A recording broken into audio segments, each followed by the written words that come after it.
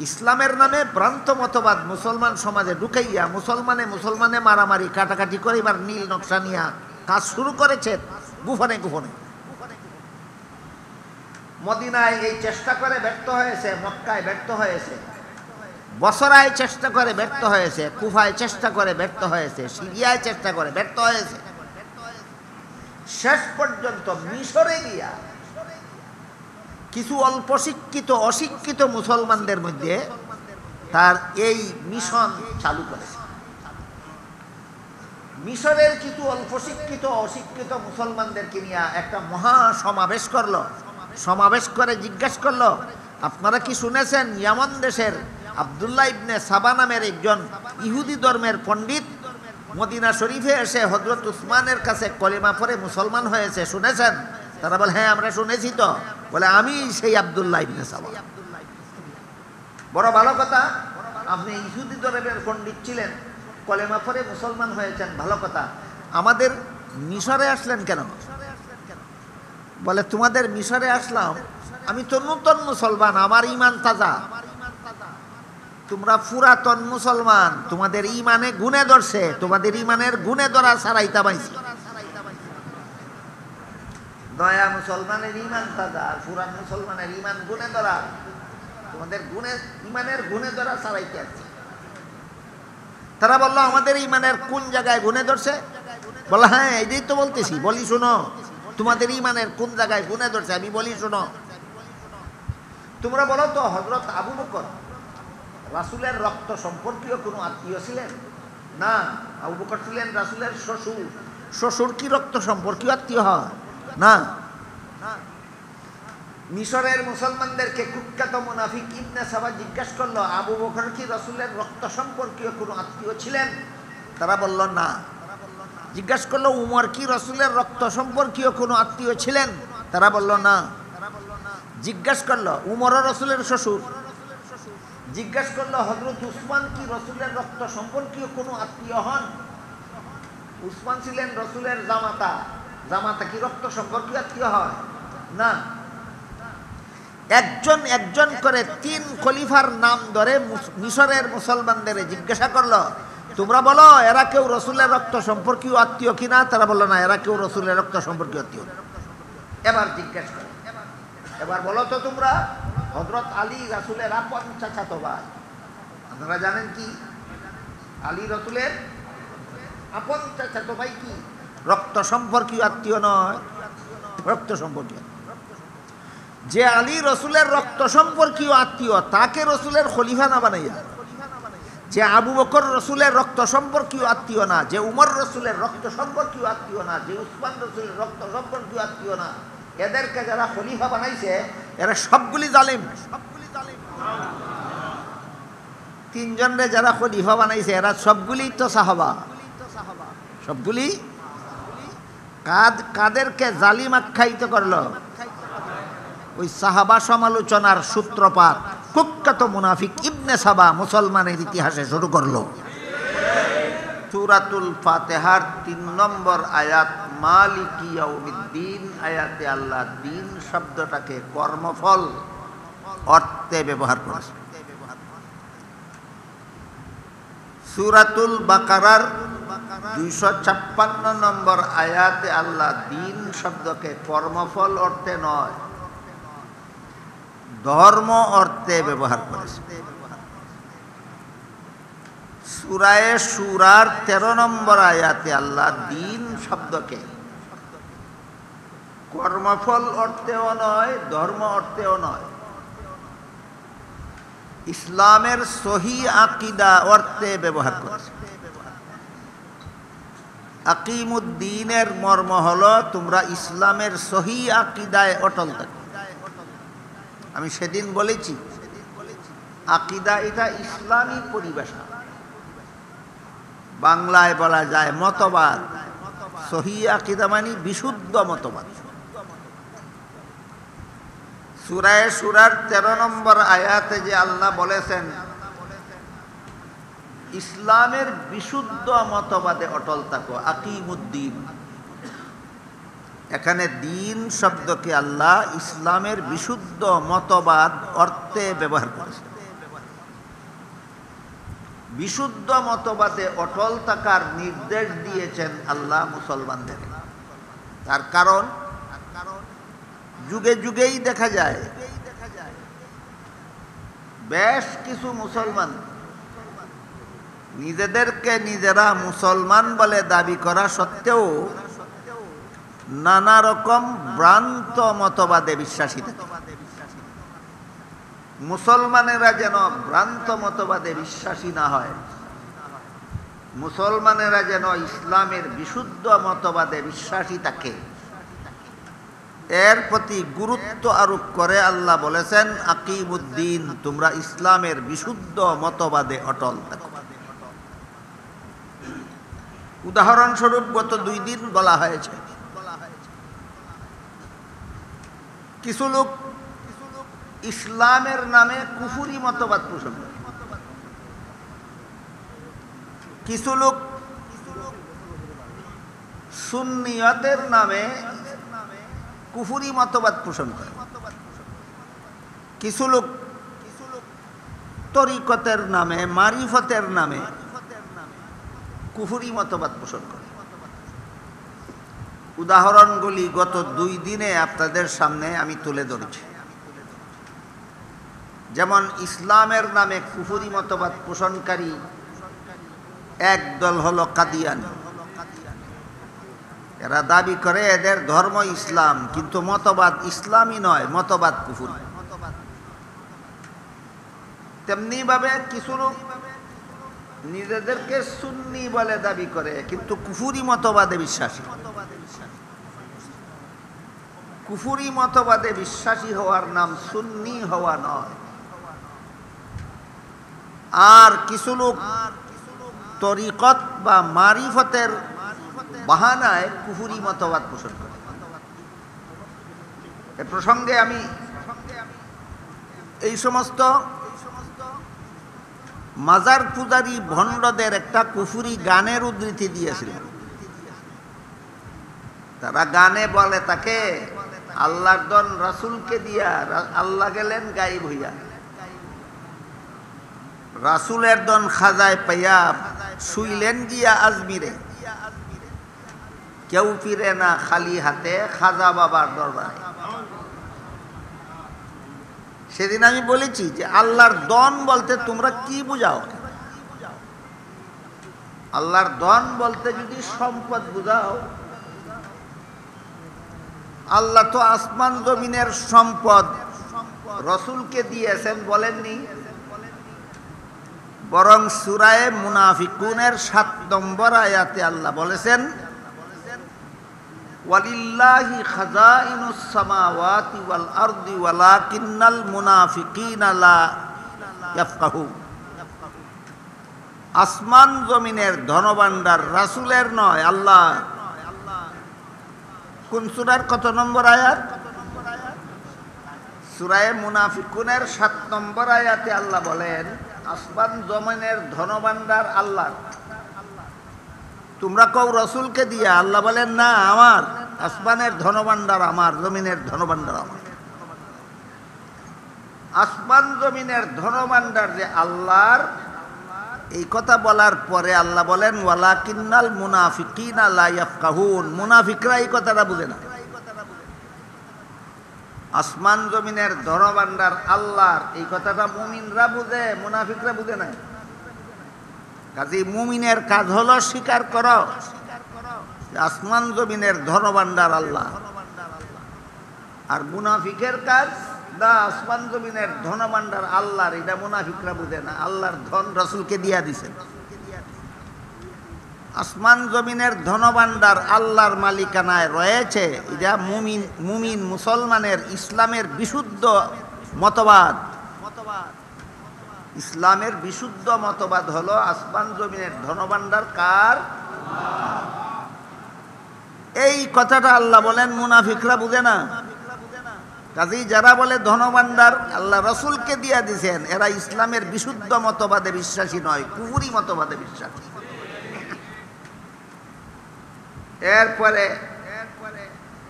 এই আল্লাহর দন বলতে যদি তুমি সম্পদ বুঝো, তাহলে পরিষ্কার আল্লাহ কোরআনে বলেছেন, আসমান জমিনের সম্পদ আমি আল্লাহ।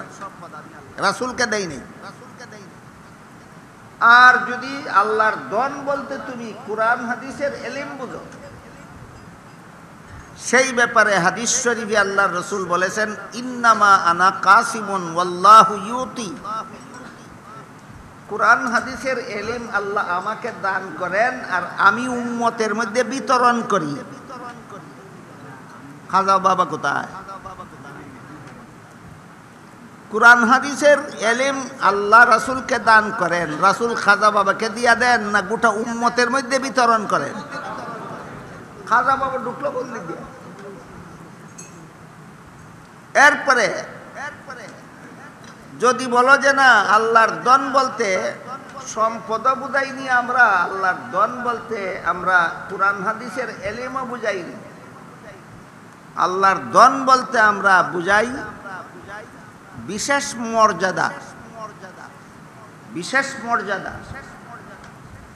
আল্লাহর দন রসুলদের দিয়ে আল্লাহ গেলেন গাইবে। এই আল্লাহর দন বলতে যদি বিশেষ মর্যাদা বোঝানো হয়, আল্লাহর মর্যাদা কি আল্লাহ রাসূলকে দান করে দেন? আল্লাহ সৃষ্টিকর্তা, রাসূলকে সৃষ্টিকর্তা বানাইয়া দিছেন, তাহলে আল্লাহর মর্যাদা রাসূলদের দেওয়া হয়েছে। এই আবার আরেকটা কুফরি হইল, আরেকটা কুফরি। আর যদি বলো যে না আল্লাহর মর্যাদা নয়, আল্লাহর কাছে রাসূলের যে মর্যাদা গচ্ছিত ছিল, আল্লাহর কাছে রাসূলের যে মর্যাদা চিহ্নিত ছিল, এটা রাসূলকে আল্লাহ দান করে দিয়েছে। যেমন এক হাদিসে রাসূল করিম সাল্লাল্লাহু আলাইহি ওয়াসাল্লাম বলেন, ইন্নাল্লাহা ফাদ্দালানি আলাল আম্বিয়া ওয়া ফাদ্দালা উম্মতি আলাল উমাম। এর অর্থ হলো আল্লাহ, রাসূল বলেন আল্লাহ আমাকে সমস্ত নবীগণের উপর শ্রেষ্ঠ মর্যাদা দান করেছে। আমাদের নবীকে আল্লাহ সমস্ত নবীদের উপর শ্রেষ্ঠ মর্যাদা দেন। এই মর্যাদারা যদি তুমি আল্লাহর ধন বলতে বুঝাও, আল্লাহ আমাদের নবীকে অন্যান্য নবীদের উপর এমনকি গোটা সৃষ্টির শ্রেষ্ঠ মর্যাদা দান করেছে। তুমি যদি আল্লাহর দন বলতে নবীর মর্যাদা বুঝাইয়া থাকো, তাহলে নবীর মর্যাদা কি নবী খাজা বাবাকে দিয়া দিছেন? নবীকে আল্লাহ যত মর্যাদা দিয়েছেন এই সবগুলির উল্লেখ করেছেন পবিত্র কোরআনের এক সূরার একটি শব্দের মধ্যে। সেটা হলো আল্লাহ বলেন, ইন্না আ'তাইনাকাল কাউসার। এই কাউসার, কাউসারের অর্থ হলো আমি আপনাকে অসংখ্য অগণিত নিয়ামত দান করেছি। এই অসংখ্য অগণিত নিয়ামতের যত ব্যাখ্যা আছে,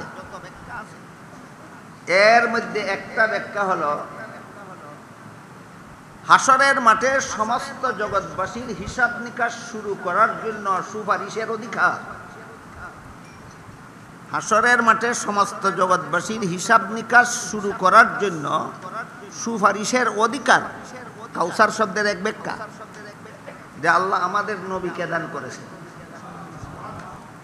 এই অধিকার কি নবী খাজা বাবাকে দিয়া দিয়েছেন? এই বেঈমান, তোর ইমান গেল কো? সমস্ত জগৎবাসীর হিসাব নিকাশ শুরু করার জন্য আল্লাহ যে সুপারিশের অধিকার নবীকে দিয়েছেন, এটা কি নবী খাজা বাবারে দিয়া দিয়েছেন?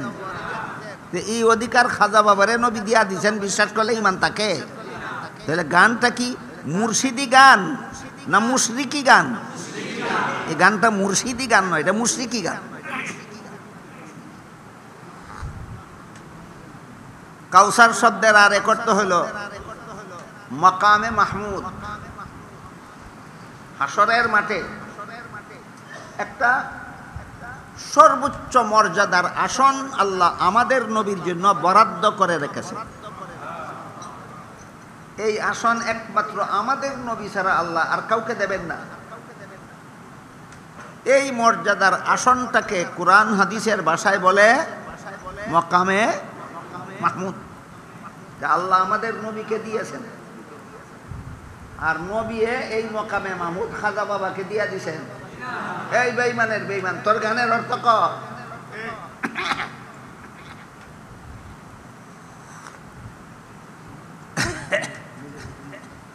কাউসার শব্দের আরেক ব্যাখ্যা হইল উম্মতে মুসলিমা। সমস্ত জান্নাতীরা জান্নাতে গেলে পরে দেখা যাবে সমস্ত জান্নাতীদের 3 ভাগের 1 ভাগ জান্নাতি হবে অন্যান্য সকল নবীর উম্মত, আর 3 ভাগের 2 ভাগ জান্নাতি হবে একা মুহাম্মাদুর রাসূলুল্লাহর উম্মত। এদেরকে বলা হয়েছে কাউসার। আপনারা কি নবীর উম্মত রয়েছেন না খাজা বাবার উম্মত হয়ে গেছেন? নবীর দল খাজা বাবারে দিল কেন? এই বেঈমান, নবীর দল খাজা বাবারে কেন দিল?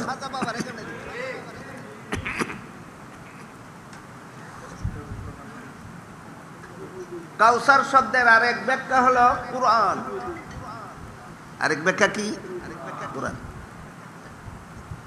আল্লাহ কুরআন রাসূলকে দান করেছেন, আর এই কুরআন রাসূল সাহাবায়ে কেরামকে ডিঙ্গাইয়া তাবেঈনকে ডিঙ্গিয়ে তাবেঈনকে ডিঙ্গিয়ে 1300 বছরের উম্মতকে ডিঙ্গিয়ে খাজা বাবাকে দিয়া দিছেন।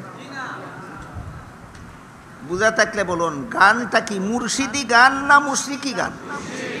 মুশরিকি গান।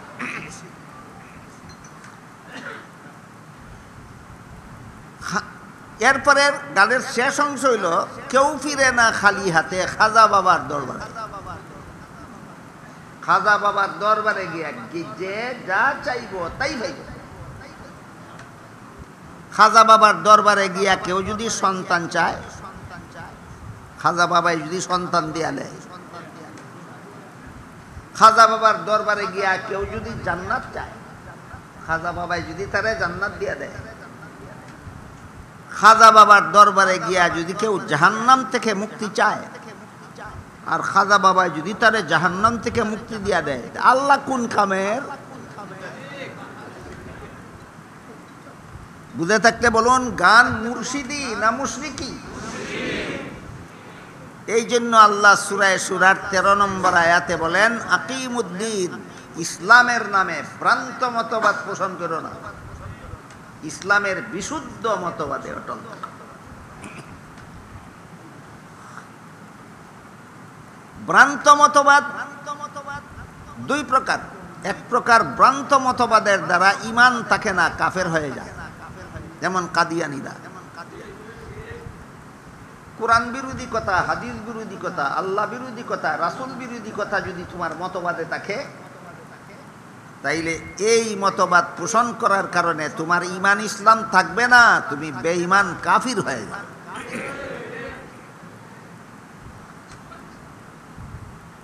তো কেউ ইসলামের নামে ভ্রান্ত মতবাদ পোষণ করে, কেউ সুন্নি নামে ভ্রান্ত মতবাদ পোষণ করে, কুফরি মতবাদ। কেউ তরিকতের নামে, মারিফতের নামে কুফরি মতবাদ পোষণ করে, এগুলি চূড়ান্ত ভ্রান্ত মতবাদ। আর কেউ একামতে দ্বীনের নামে ভ্রান্ত মতবাদ পোষণ করে।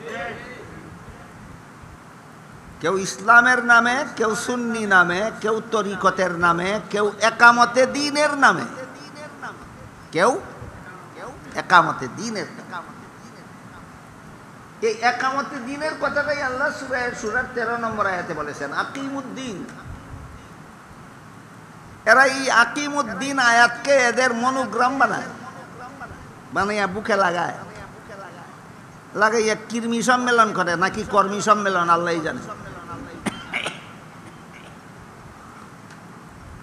যে আয়াতে আল্লাহ বলেছেন ইসলামের নামে ভ্রান্ত মতবাদ পোষণ করবে না, ওই আয়াত দিয়া মনোগ্রাম বানাইয়া এরা ভ্রান্ত মতবাদের প্রশিক্ষণ দেয়। এই সমস্ত প্রশিক্ষণের মধ্যে একটা প্রশিক্ষণ হলো নবীগণ গুনাহগার, আর একটা প্রশিক্ষণ হলো সাহাবায়ে কেরাম সমালোচনার যোগ্য। এগুলি কি একামতে দিন না তার একামতে দিন? এগুলি একামতে দিন না, এগুলি তার একামতে দিন। আল্লাহর মতে না, রাসূলের মতে না, উম্মতের মতে না, তার একামতে।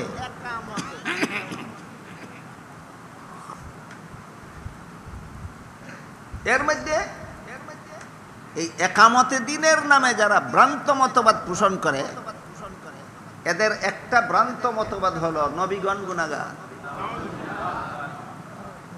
এই বিষয়টা মনে হয় গতকালকে আলোচনা হয়েছে। নবীগণ গুনাহগার নয়।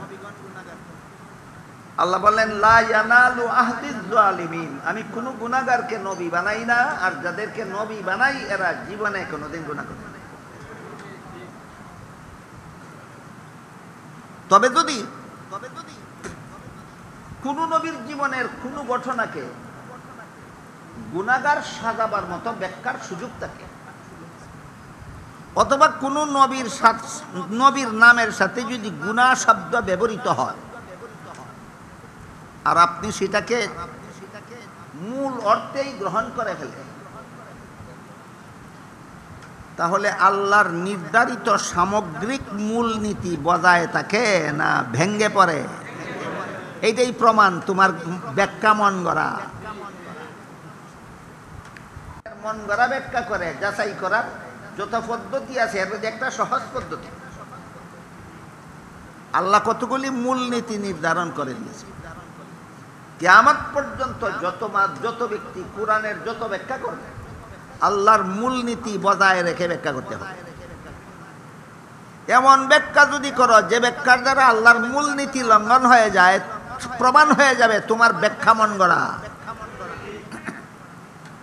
যেমন লা ইয়ানালু আহদিজ জালিমিন, এটা আল্লাহর নির্ধারিত মূলনীতি সমস্ত নবী রাসূলগণের বেলায়, সামগ্রিক মূলনীতি। কোরআন হাদিসের ভাষায় বলে কায়দায়ে কুল্লিয়া, বাংলায় বলে সামগ্রিক মূলনীতি। কোন গুনাহগারকে নবী বানাই না, যে কোন নবীর ব্যাপার না সমস্ত নবীর ব্যাপার, এর নাম সামগ্রিক। সামগ্রিক মূলনীতি, কোন নবী গুনাহগার না। এখন যদি একজন নবীর নামের সাথে গুনাহ শব্দটা ব্যবহার হয়, এখন যদি একজন নবীর জীবনের একটা ঘটনাকে এমনভাবে ব্যাখ্যা করে যেভাবে ব্যাখ্যা করলে গুনাহগার সাব্যস্ত হয়, এই ব্যাখ্যা মেনে নিলে কি আল্লাহর সামগ্রিক মূলনীতি বজায় থাকে না লঙ্ঘন হয়ে যায়? এই প্রমাণ হইল তোমার ব্যাখ্যাটা মন গড়া। নবীর নামে গুনাহ শব্দ ফেলে এমন ব্যাখ্যা করতে হবে যেই ব্যাখ্যা আল্লাহর সামগ্রিক মূলনীতির সাথে সাংঘর্ষিক না হয়।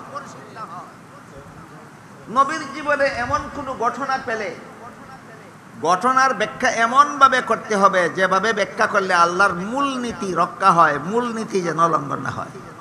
এটাই গতকাল বলেছিলাম, আদম আলাইহিস সালাম জান্নাতে নিষিদ্ধ গাছের ফল খেয়েছিলেন।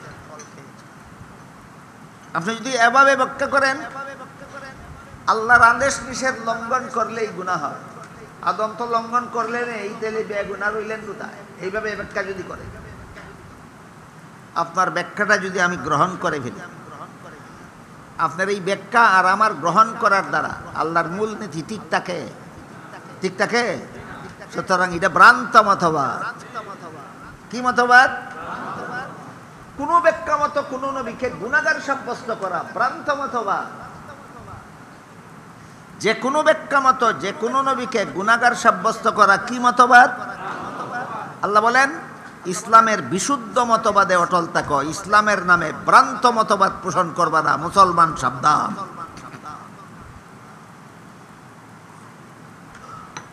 গতকাল একটা উদাহরণ দিয়েছি, আদমের নিষিদ্ধ গাছের ফল খাওয়ার যেভাবে ব্যাখ্যা করলে আল্লাহর মূলনীতি ঠিক থাকে, এর একটা ব্যাখ্যা হইল মানুষের কোনো কাজের দ্বারা সওয়াব হয় অথবা কোনো কাজের দ্বারা গুনাহ হয় দুনিয়ার জীবনে, জান্নাতি জীবনে নয়। জান্নাতি জীবনের কোনো কাজের সাথে সওয়াবেরও কোনো সম্পর্ক নাই, গুনারও কোনো সম্পর্ক নাই। এবার বলুন, আদম নিষিদ্ধ গাছের ফল খেয়েছিলেন,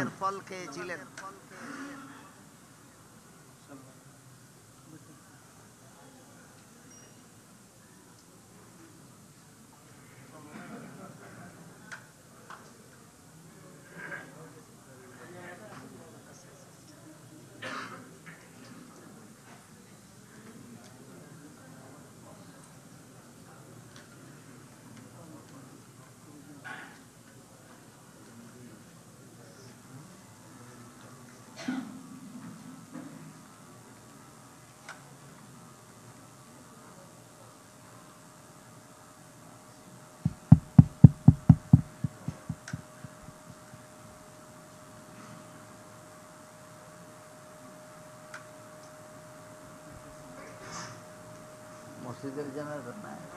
আচ্ছা আচ্ছা আচ্ছা।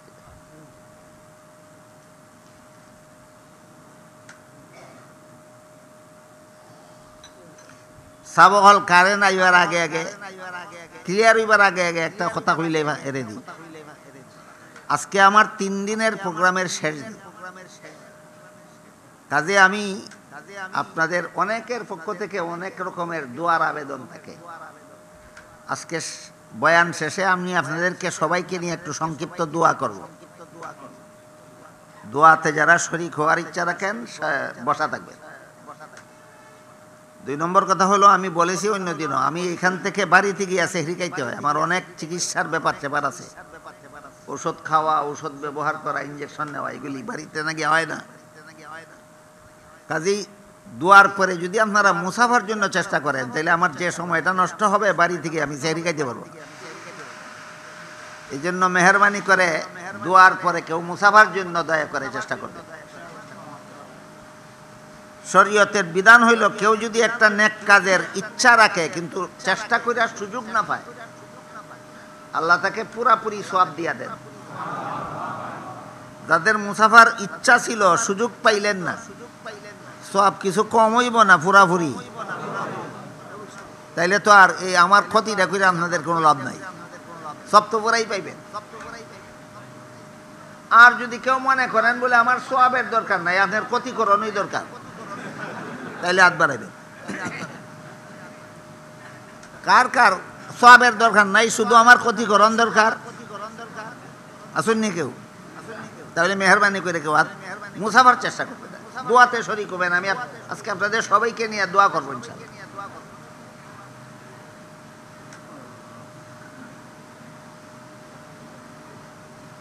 এবার বলুন, আদম আলাইহিস সালাম নিষিদ্ধ গাছের ফল খেয়েছিলেন দুনিয়ার জীবনে না জান্নাতি জীবনে? এর সাথে সওয়াবের কোনো সম্পর্ক নাই, গুনার কোনো সম্পর্ক। ঘটনার জায়গায় ঠিক রইল, আল্লাহর মূল নীতিও ঠিক রইল, আল্লাহর মূল নীতিও ঠিক রইল। এই ব্যাখ্যা হলো বিশুদ্ধ ইসলামের বিশুদ্ধ মতবাদ।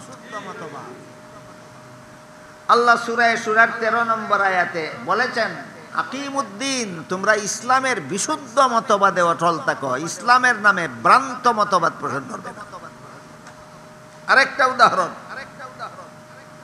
দুনিয়ার জীবনেও কেউ যদি আল্লাহর নিষিদ্ধতার কথা ভুলে গিয়ে নিষিদ্ধ কাজ করে ফেলে, দুনিয়াতেও গুনাহ হয় না।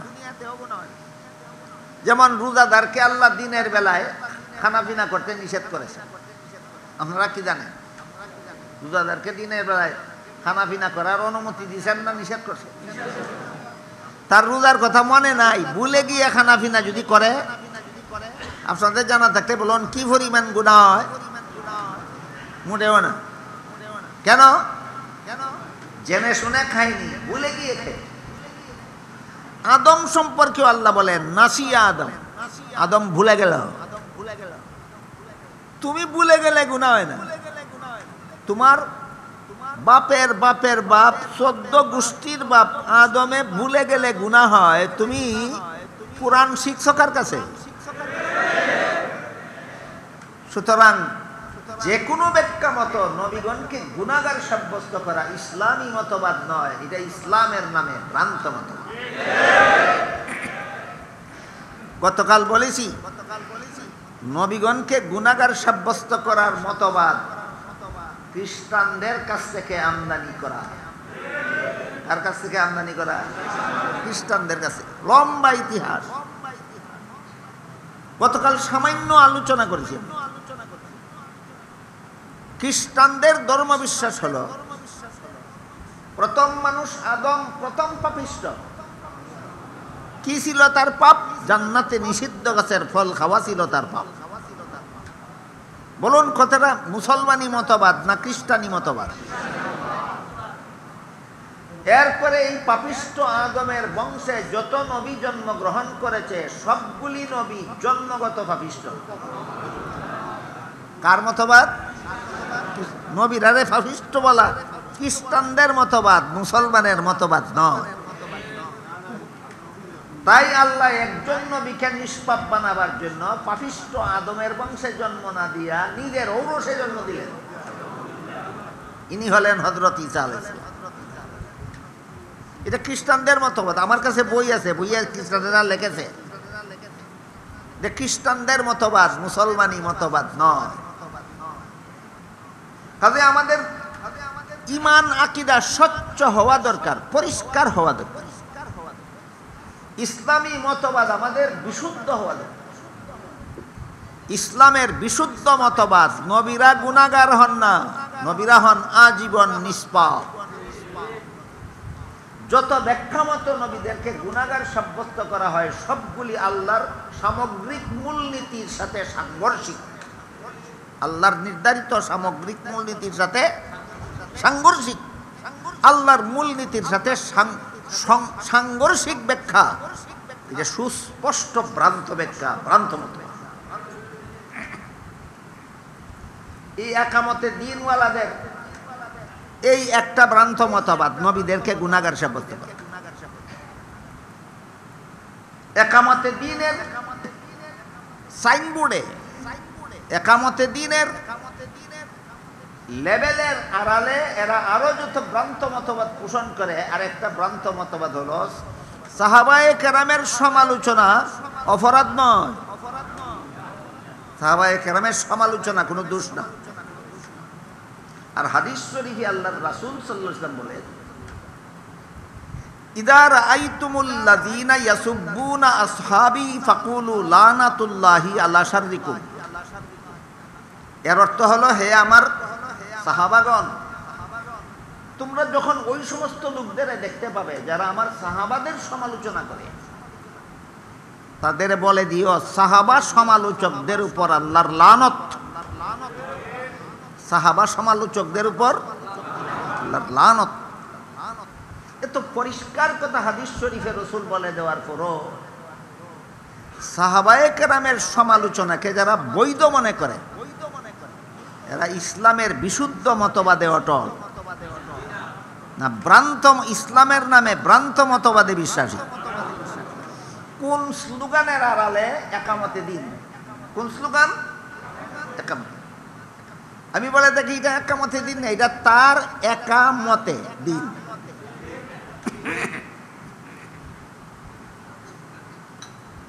আপনাদের অনেকের মনে অনেক সময় প্রশ্ন জাগা স্বাভাবিক যে সাহাবায়ে কেরামকে জীবনে কোনোদিন কোনো গুনাহ করেননি? সাহাবায়ে কেরামের কি কোনো দোষ ত্রুটি, ভুল ত্রুটি ছিল না? যথেষ্ট ছিল, হ্যাঁ যথেষ্ট ছিল।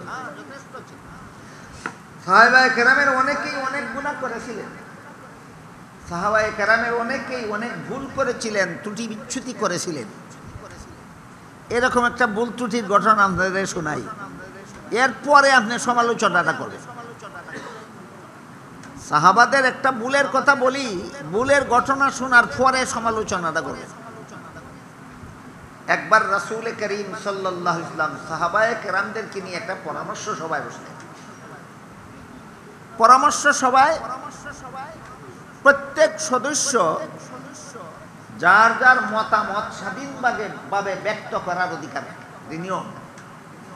পরামর্শ সভার প্রতিটি সদস্যের অধিকার আছে তার নিজস্ব মতামত স্বাধীনভাবে ব্যক্ত করার। এমত অবস্থায় দুইজন সাহাবী নিজের স্বাধীন মতামত ব্যক্ত করতে গিয়া তাদের মধ্যে একটু কথা কাটাকাটি হয়ে গেল। আর দুইজনের মধ্যে যখন কথা কাটাকাটি হয় তখন অলক্ষেই নিজের বেখিয়ালেই গলার আওয়াজ একটু চড়া হয়ে যায়। এই দুইজন সাহাবী পরস্পরে কথা কাটাকাটি করতে গিয়া গলার আওয়াজ একটু বড় হয়ে গেল। তখন আল্লাহ পাক রব্বুল আলামিন সতর্ক করে দিয়ে আয়াত নাজিল করে বলে, ইয়া আইয়ুহাল্লাযীনা আমানু লা তারফাউ আসওয়াতাকুম ফাওকা সাওতিন নাবী ওয়ালা তাজহারু লাহু বিল কওলি কাজাহরি বাযিকুম লিবাযিন আন তাহবাতা আমালুকুম ওয়া আনতুম লা তাশকুরুন। হাফিজ সাহেবদের জিজ্ঞাসা করবেন। এটা হলো সূরা হুজুরাতের 2 নম্বর আয়াত। এখানে আল্লাহ বলেন, হে মুমিন মুসলমানেরা, নবী যেখানে উপস্থিত তোমার সামনে, বলুন তো নবী কোন সমস্ত মুমিন মুসলমানদের সামনে উপস্থিত ছিলেন? নবী যেখানে উপস্থিত সেখানে তোমরা উচ্চস্বরে কথা বলবে দূরের কথা। তোমরা পরস্পরে একে অপরের সাথে যেই আওয়াজে কথা বলো, এইরকম স্বাভাবিক আওয়াজেও যদি কথা বলো, আর তোমার গলার আওয়াজের কারণে যদি নবীর কষ্ট হয়, তাহলে নবীর সাথে এমন চরম বেয়াদবি হবে যে বেয়াদবির পরিণতিতে তোমার সারা জিন্দেগির সমস্ত বন্দেগি বরবাদ হয়ে যাবে, অথচ তোমরা তা টের পাবে। বলেন তো কার ভুলের প্রতিবাদে আল্লাহ সূরা হুজুরাতের 2 নম্বর আয়াত নাজিল করেছিলেন? সাহাবাদের। কি ভুল ছিল? গলার আওয়াজ বড় হয়ে গেছিল, নবীর দরবারে কথা বলতে গিয়া গলার আওয়াজ বড় হয়ে গেছে। আল্লাহ প্রতিবাদ করে আয়াত নাজিল করে। এই আয়াত নাজিল হওয়ার পর সাহাবায়ে কেরামের অবস্থা এমন হয়েছিল, নবীর দরবারে গেলে নবী কোনো কথা জিজ্ঞাসা করলে অনেক সময় এত আস্তে জবাব দিতেন যে নবী অনেক সময় বুঝতেই পারতেন না। সংশোধন হয়েছিলেন কি পরিমাণ? শতকরা 99 ভাগ। আপনারা বলেন 100 ভাগ, আমি বলি 101 ভাগ। যদি এত আস্তে জবাব দিতেন যে নবী কোন রকম বুঝতে পারতেন, এটা 100 ভাগ বলা যেত। এত আস্তে জবাব দেন নবী বুঝতেই পারেন না, এটা 100-র উপরে। সাহাবায়ে কেরামের এই সংশোধন হওয়ার উপর সন্তুষ্ট হয়ে আল্লাহ 3 নম্বর আয়াত নাজিল করে। 3 নম্বর আয়াত নাজিল করে বলেন, ইন্নাল্লাযীনা ইয়াগুদ্দুনা আসওয়াতাহুম ইনদা রাসূলিল্লাহি উলাইকাল্লাযীনা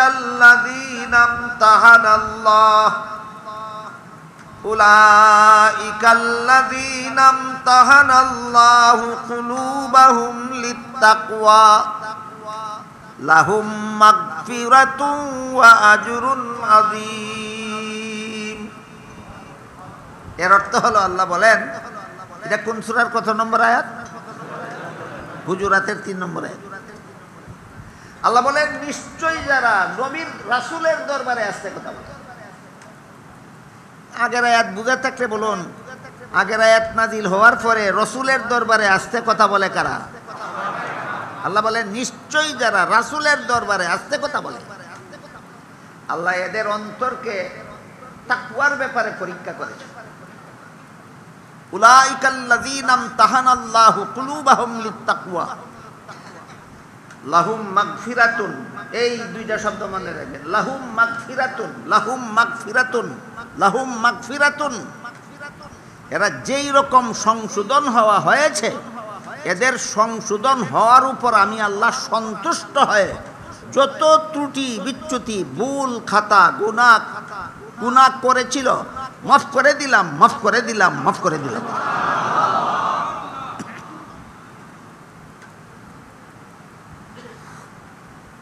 একামতে দিনওয়ালারা শুধু সাহাবী ভুল করেছিল জানে, সংশোধন হয়েছিল, আল্লাহ মাফ করে দিয়েছিলেন, বাকি 2টা জানে না। জানে না, না মানে না? হ্যাঁ, জানে জানে জানে, মানে না। জানে কিন্তু মানে না। এটার নাম ওই ভ্রান্ত মতবাদ। দেখেন, সাহাবায়ে কেরামের একটা দোষের কথা আপনাদের সামনে ব্যক্ত করলাম। যার দরবারে দোষ হয়েছিল তার দরবারে সংশোধন হয়েছেন, তার পক্ষ থেকে সাধারণ ক্ষমার ঘোষণা করে দেওয়া হয়েছে। বরং ক্ষমার ঘোষণার পরেও সমালোচনার যোগ্যতাকে, এই জন্য ইসলামের বিশুদ্ধ মতবাদে সাহাবায়ে কেরামের সমালোচনা হারাম। ইসলামের বিশুদ্ধ মতবাদে সাহাবাদের সমালোচনা।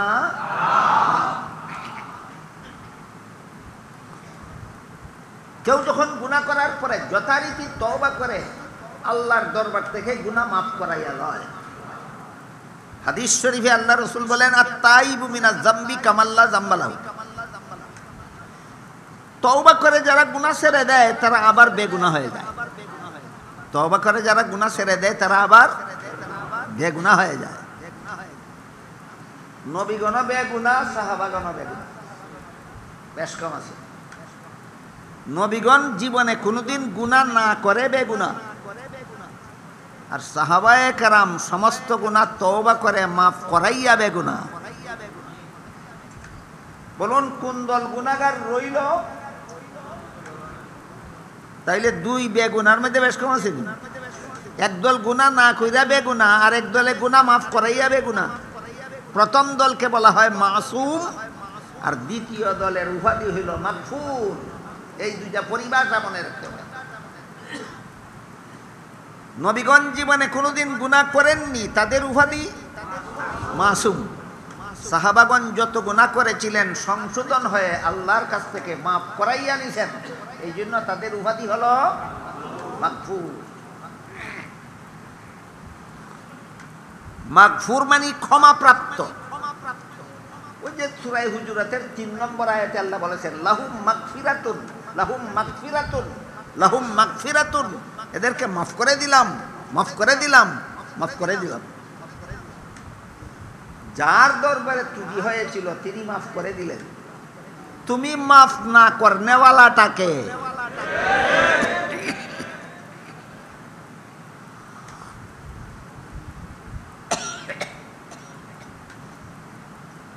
অন্য আয়াতে আল্লাহ পাক রব্বুল আলামিন বলেন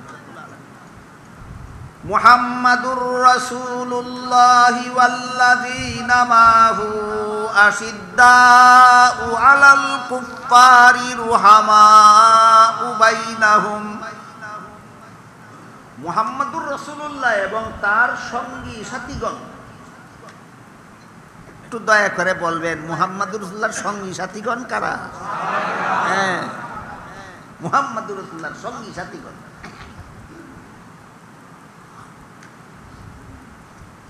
কত চমৎকার বলেছেন এক কবি মুহাম্মাদুর রাসূলুল্লাহর সঙ্গী সাথীগণের প্রশংসায়। তিনি বলেন দুরফেশানি নে তেরি কতরোं को दरिया कर दिया, दुरफेशानी ने तेरी कतरों को दरिया कर दिया, दिल को रोशन कर दिया, आंखों को बीना कर दिया, खुद न तेजू राह पर गैरों के हादी बन गए, क्या नजर थी जिसने मुर्दों को मसीहा कर दिया।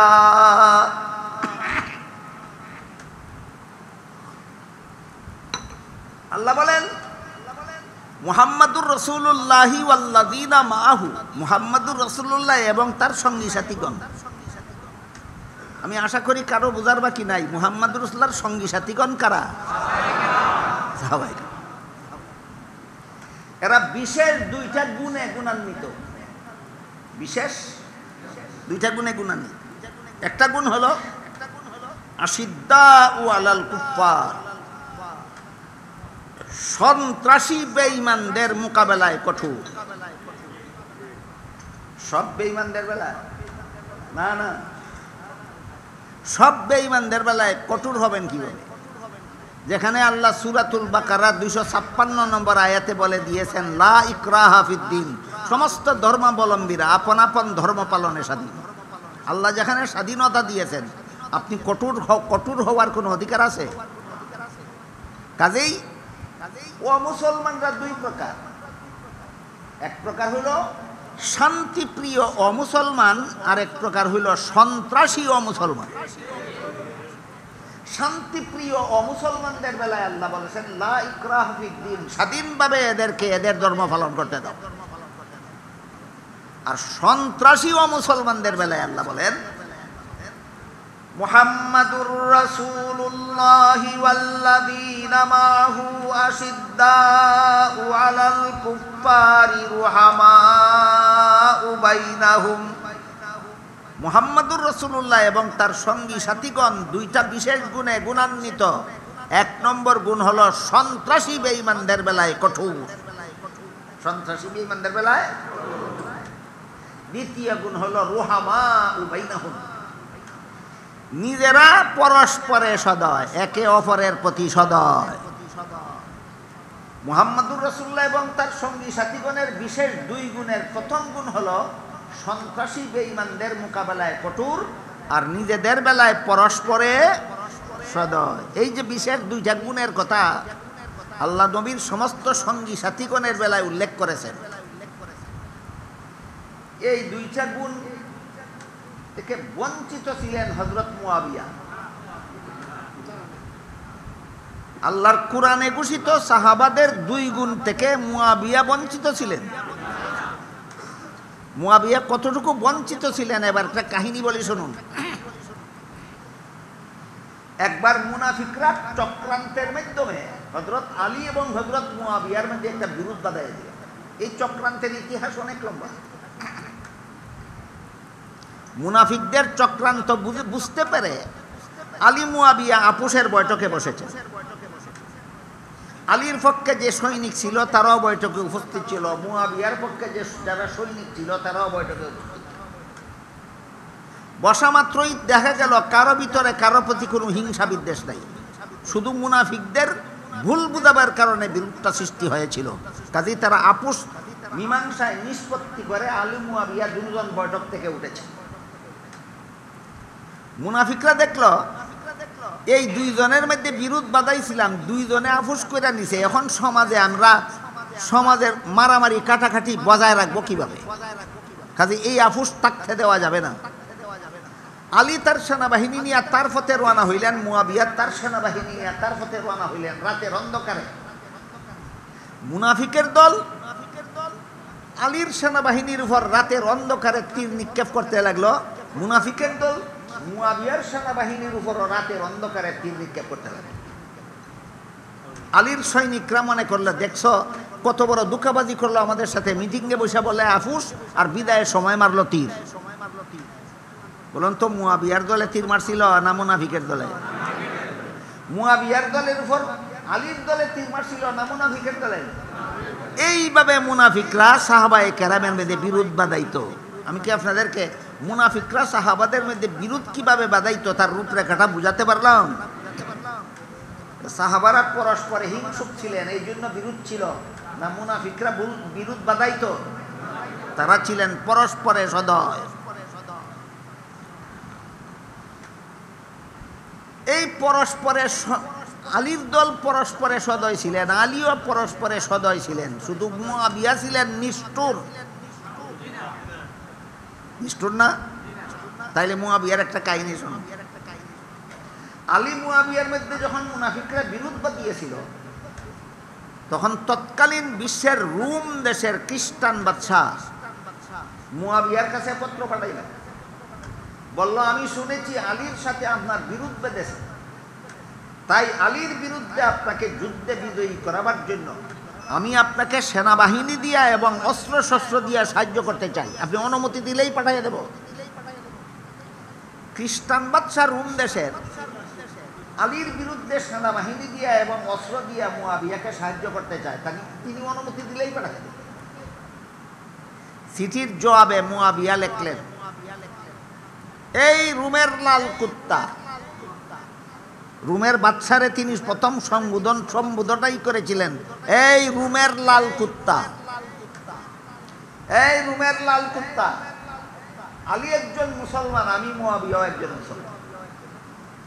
আলীর সাথে আমার কোনো মতবিরোধ থাকলে সেটা একান্তই মুসলমানদের ঘরোয়া ব্যাপার। মুসলমানদের ঘরোয়া ব্যাপার নিয়ে আর দুনিয়ার কোনো ইহুদি খ্রিস্টান লাল কুত্তার নাক গলাবার অধিকার নেই। তুই যদি আলীর বিরুদ্ধে সেনাবাহিনী পাঠাস, আলীর পক্ষ হয়ে তোর বিরুদ্ধে সর্বপ্রথম অস্ত্র ধারণ করব আমি মুয়াবিয়া।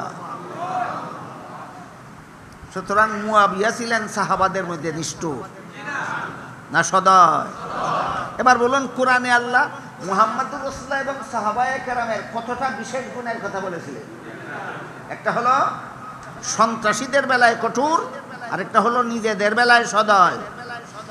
সাহাবায়ে কেরামের বিশেষ 2 নম্বর যে গুণটা, মুহাম্মদুর রাসূলুল্লাহর 2 নম্বর যে গুণটা আল্লাহ কোরআনে বলেছেন, এই গুণটা মুয়াবিয়ার মধ্যে কিছু কম ছিল, অক্ষরে অক্ষরে বিদ্যমান ছিল। বর্তমান দুনিয়াতে যে সমস্ত একামতে দিনওয়ালারা সাহাবায়ে কেরামের সমালোচনা করে, এরা সবচেয়ে বেশি সমালোচনা করে হযরত মুয়াবিয়া।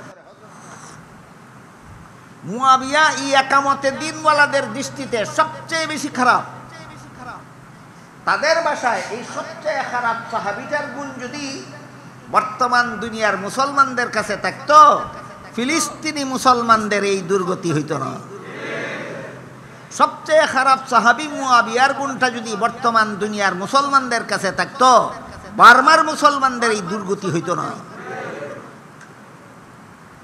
তাহলে আল্লাহ পাক রব্বুল আলামিন পবিত্র কোরআনে মুহাম্মদুর রাসূলুল্লাহর যে 2 গুণের কথা উল্লেখ করেছেন, সমস্ত সাহাবায়ে কেরামের যে 2 গুণের কথা উল্লেখ করেছেন, পরিপূর্ণভাবে হযরত মুয়াবিয়ার মধ্যে বিদ্যমান ছিল।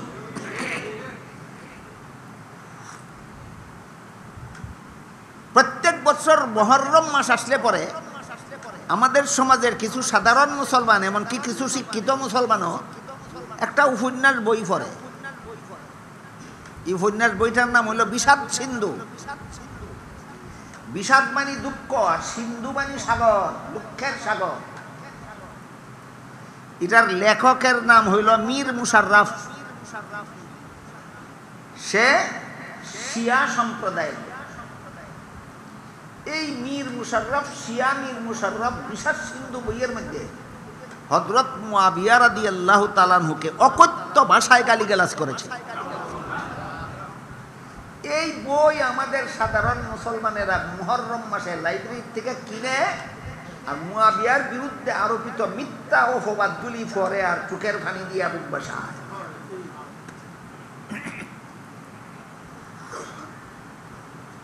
বলেন যে বইয়ে সাহাবীকে দোষারোপ করা হয়েছে, গালিগালাজ করা হয়েছে, যে বইয়ে নবীর সাহাবীকে সমালোচনা করা হয়েছে, এমন বই পড়া মুসলমানদের জন্য হালাল না হারাম?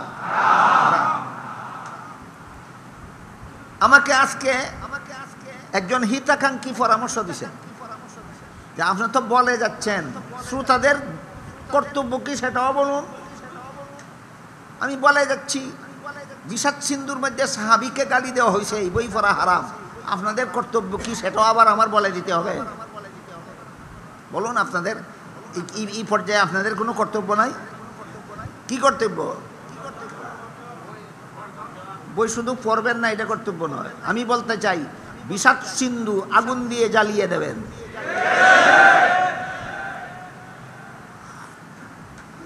কেন? হাদিস শরীফে আল্লাহ রাসূল বলেন, ইযা রাআইতুমুল্লাযীনা ইয়াসুব্বুনা আসহাবী ফাকুলু লানাতুল্লাহি আলা শাররিকুম। আমার সাহাবাগণের সমালোচনা যারা করে, এদেরকে যদি দেখতে পাও, রাসূল বলেন বলে দিও আমার সাহাবা সমালোচকদের উপর আল্লাহর লানত। লান্নতে বই কেন মুসলমান পড়বে?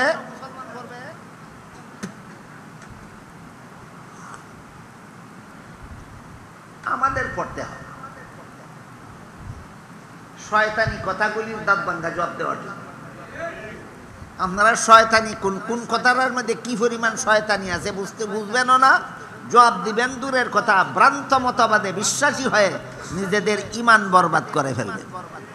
এই জন্য আপনাদের জন্য পড়া হালাল হবে না। এক হাদিসে আল্লাহ রাসূল বলেন, যে ব্যক্তি আমার সাহাবাদের সমালোচনা করবে, সে আসলে আমি রাসূলের এই সমালোচনা করে।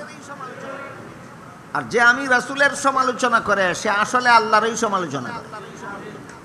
আর যে আল্লাহর সমালোচনা করে, তার মরতে কিছুদিন দেরি হতে পারে, কিন্তু আল্লাহ তাকে গজবের হাতে ধরতে দেরি করবেন না। আমাদের বোঝার ব্যাপার, সাহাবার সমালোচনাটা রাসূলের সমালোচনা কেমনে হয়, আর রাসূলের সমালোচনাটাই আল্লাহর সমালোচনা কেমনে হয়, এই কথাটা ব্যাখ্যা সাপেক্ষে বুঝতে হবে। রাসূল সমস্ত সাহাবাদের উস্তাদ কিনা? সমস্ত সাহাবাগণ রাসূলের সরাসরি ছাত্র কিনা? সরাসরি।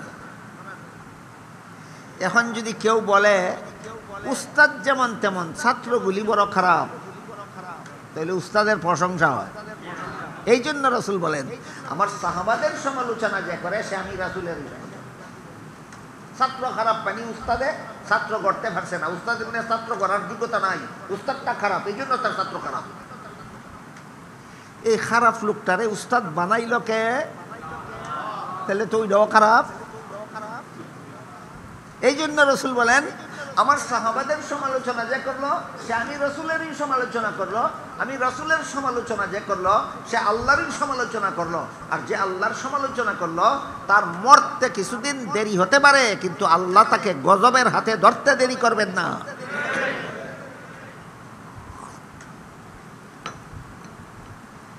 এই সাহাবায়ে কেরামের সমালোচনার বন্যা মুসলমানের সমাজে বহাইয়া দেওয়া হয়েছে মুনাফিকদের পক্ষ থেকে। আর একদল মুসলমান এই সাহাবাদের সমালোচনাকে বৈধ করার মতো ভ্রান্ত মতবাদ গ্রহণ করেছে একামতে দিনের সাইনবোর্ড নিয়া। কিসের সাইনবোর্ড নিয়া? একামতে। এই জন্য গতকাল বলেছিলাম, নবীগণকে গুনাহগার সাব্যস্ত করার ইতিহাস গুড়ায় রয়েছে খ্রিস্টান, মনে আছে?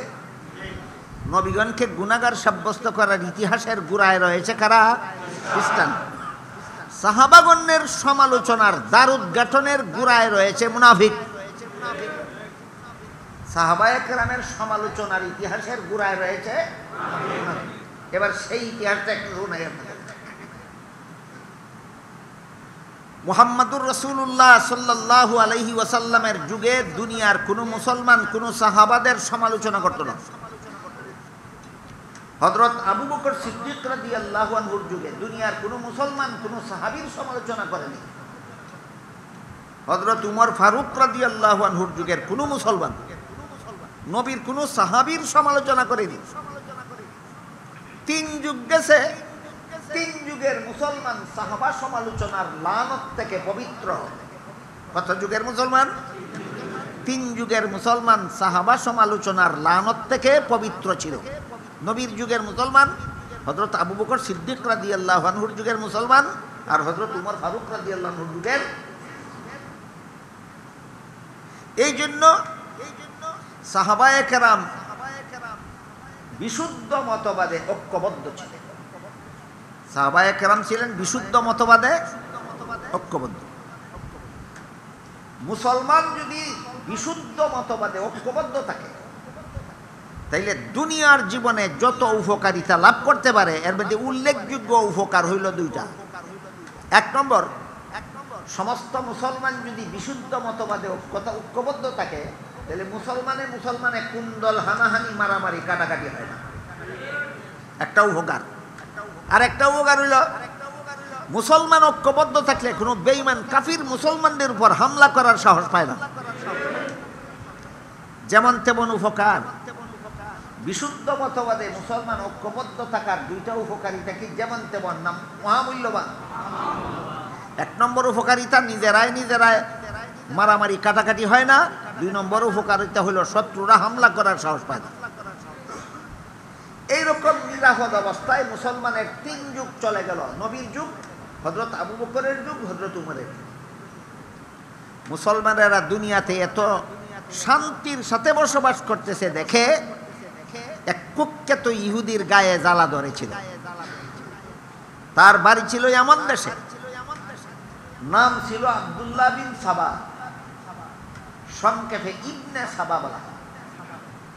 অত্যন্ত ধূর্ত ছিল, কুচতুর ছিল, আরবি ভাষায় পণ্ডিত ছিল, তাওরাত এবং ইনজিল কিতাবের আলেম ছিল। বলেন তো, দুইটা আসমানি কিতাবের আলেম হওয়া যেমন তেমন শিক্ষার কথা না উচ্চ শিক্ষার কথা? উচ্চ শিক্ষায় শিক্ষিত। এই ইহুদি যখন দেখলো যে মুসলমানদের মধ্যে কোনো হানাহানি নাই, মারামারি নাই, কুন্দল নাই, কাটাকাটি নাই, খুনাখুনি নাই, দুনিয়াতে শান্তিতে বসবাস করে, যে কারণে কোনো শত্রু মুসলমানদের উপর হামলা করার সাহস পায় না, তখন সে এমন দেশ থেকে চিন্তা করলো, রূপরেখা তৈরি করলো মুসলমানদের আকীদা বিশ্বাসের মধ্যে ভ্রান্ত মতবাদ ঢুকাতে হবে, যেন একদল মুসলমান হক আর বিভিন্ন দলের মুসলমান বাতিল হয়ে টুকরা টুকরা হয়ে যায়, নিজেরাই কোন দলে আর মারামারিতে লিপ্ত হয়ে যায়, যেন শত্রুরা সহজে তাদেরকে হামলা করে ঘায়েল করতে পারে। এই চিন্তা চেতনা নিয়ে ইবনে সাবা ইয়ামন দেশ থেকে রাসূলের তৃতীয় খলিফা হযরত উসমান রাদিয়াল্লাহু আনহুর শাসন আমলে ইয়ামন থেকে মদিনা শরীফে আসলো, আর হযরত উসমানের কাছে বলল যে আপনাদের ইসলাম ধর্মটা আমার পছন্দ হয়েছে, আমার এক কলেমা পড়াইয়া মুসলমান বানাই। উসমান সরল মনে বিশ্বাস করিয়া তারে কলেমা পড়াইয়া মুসলমান বানায়।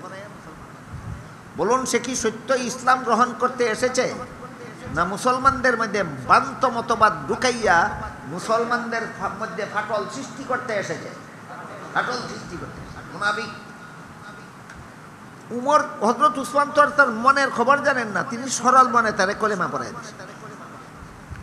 সারা মুসলমানের দেশে খবর প্রচারিত হয়ে গেছে যে ইয়ামন দেশের বিখ্যাত তওরাত ইনজিল কিতাবের পণ্ডিত আব্দুল্লাহ ইবনে সাবা কলেমা পড়ে মুসলমান হয়ে মুসলমান সমাজের ঠাঁই করে নিল। প্রথমে মদিনার মুসলমানদের মধ্যে ভ্রান্ত মতবাদের বীজ বপনের অপচেষ্টা চালায়, ব্যর্থ হয়েছে। তারপরে মক্কার মুসলমানদের মধ্যে ভ্রান্ত মতবাদের বীজ বপনের অপচেষ্টায় মেতে উঠল, ব্যর্থ হয়েছে। তারপরে বসরার মুসলমানদের মধ্যেও সেই চেষ্টা চালিয়ে ব্যর্থ হয়েছে। কুফার মুসলমানদের মধ্যেও সেই চেষ্টা চালিয়ে ব্যর্থ হয়েছে। সিরিয়ার মুসলমানদের মধ্যেও সেই চেষ্টা চালিয়ে ব্যর্থ হয়েছে। ইসলামের নামে ভ্রান্ত মতবাদ মুসলমান সমাজে ঢুকাইয়া মুসলমানে মারামারি কাটাকাটি করে এবার নীল নকশা নিয়ে কাজ শুরু করেছে গোপনে গোপনে। মদিনায় এই চেষ্টা করে ব্যর্থ হয়েছে, মক্কায় ব্যর্থ হয়েছে, বসরায় চেষ্টা করে ব্যর্থ হয়েছে, কুফায় চেষ্টা করে ব্যর্থ হয়েছে, সিরিয়ায় চেষ্টা করে ব্যর্থ হয়েছে। শেষ পর্যন্ত মিশরে গিয়া কিছু অল্প শিক্ষিত অশিক্ষিত মুসলমানদের মধ্যে তার এই মিশন চালু করেছে। মিশরের কিছু অল্প শিক্ষিত অশিক্ষিত মুসলমানদেরকে নিয়ে একটা মহা সমাবেশ করলো। সমাবেশ করে জিজ্ঞাসা করলো, আপনারা কি শুনেছেন ইয়ামন দেশের আব্দুল্লাহ ইবনে সাবা নামের একজন ইহুদি ধর্মের পণ্ডিত মদিনা শরীফে এসে হযরত উসমানের কাছে কলেমা পড়ে মুসলমান হয়েছে, শুনেছেন? তারা বলে হ্যাঁ আমরা শুনেছি। তো বলে আমি সেই আব্দুল্লাহ ইবনে সাবা। বড় ভালো কথা, আপনি ইহুদি ধর্মের পণ্ডিত ছিলেন, কলেমা পড়ে মুসলমান হয়েছেন, ভালো কথা। আমাদের মিশরে আসলেন কেন? বলে তোমাদের মিশরে আসলাম, আমি তো নতুন মুসলমান, আমার ঈমান তাজা। তোমরা পুরাতন মুসলমান, তোমাদের ঈমানে গুণে ধরছে, তোমাদের ঈমানের গুণে ধরা ছাড়াইতা পাইছি। দয়া মুসলমানের ঈমান তাজা, আর পুরান মুসলমানের ঈমান গুণে ধরা, তোমাদের ঈমানের গুণে ধরা ছাড়াইতে আছে। তারা বললো আমাদের ঈমানের কোন জায়গায় গুণে ধরছে? বলে হ্যাঁ এইটাই তো বলতেছি। বলি শোনো, তোমাদের ঈমানের কোন জায়গায় গুণে ধরছে আমি বলি শোনো। তোমরা বলো তো হযরত আবু বকর রাসূলের রক্ত সম্পর্কীয় কোনো আত্মীয় ছিলেন? না, আবু বকর ছিলেন রাসূলের শ্বশুর। শ্বশুর কি রক্ত সম্পর্কীয় আত্মীয় হয়? না। মিশরের মুসলমানদেরকে কুখ্যাত মুনাফিক ইবনে সাবা জিজ্ঞাসা করলো, আবু বকর কি রাসূলের রক্ত সম্পর্কীয় কোনো আত্মীয় ছিলেন? তারা বলল না। জিজ্ঞাসা করলো, উমর কি রাসূলের রক্ত সম্পর্কীয় কোনো আত্মীয় ছিলেন? তারা বলল না। জিজ্ঞাসা করলো, উমরও রাসূলের শ্বশুর। জিজ্ঞাসা করলো, হযরত উসমান কি রাসূলের রক্ত সম্পর্কীয় কোনো আত্মীয় হন? উসমান ছিলেন রাসূলের জামাতা। জামাতা কি রক্ত সম্পর্কীয় আত্মীয় হয়? না।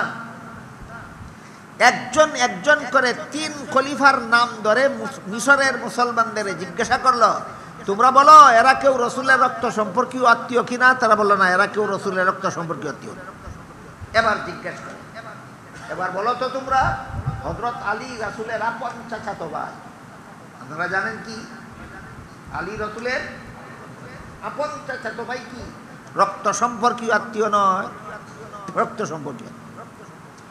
যে আলী রাসূলের রক্ত সম্পর্কীয় আত্মীয়, তাকে রাসূলের খলিফা না বানাইয়া যে আবু বকর রসুলের রক্ত সম্পর্কীয় আত্মীয় না, যে উমর রসুলের রক্ত সম্পর্কীয় আত্মীয় না, যে উসমান রসুলের রক্ত সম্পর্কীয় আত্মীয় না, এদেরকে যারা খলিফা বানাইছে এরা সবগুলি জালিম। তিনজনরে যারা খলিফা বানাইছে এরা সবগুলি তো সাহাবা, সবগুলি। কাদেরকে জালিম আখ্যায়িত করলো?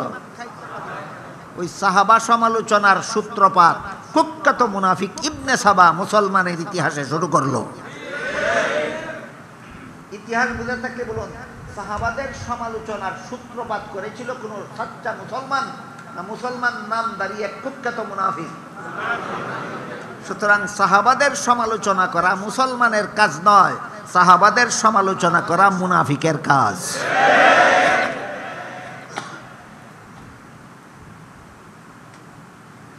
একমাত্র আলী ছিলেন রসুলের খলিফা হওয়ার যোগ্য।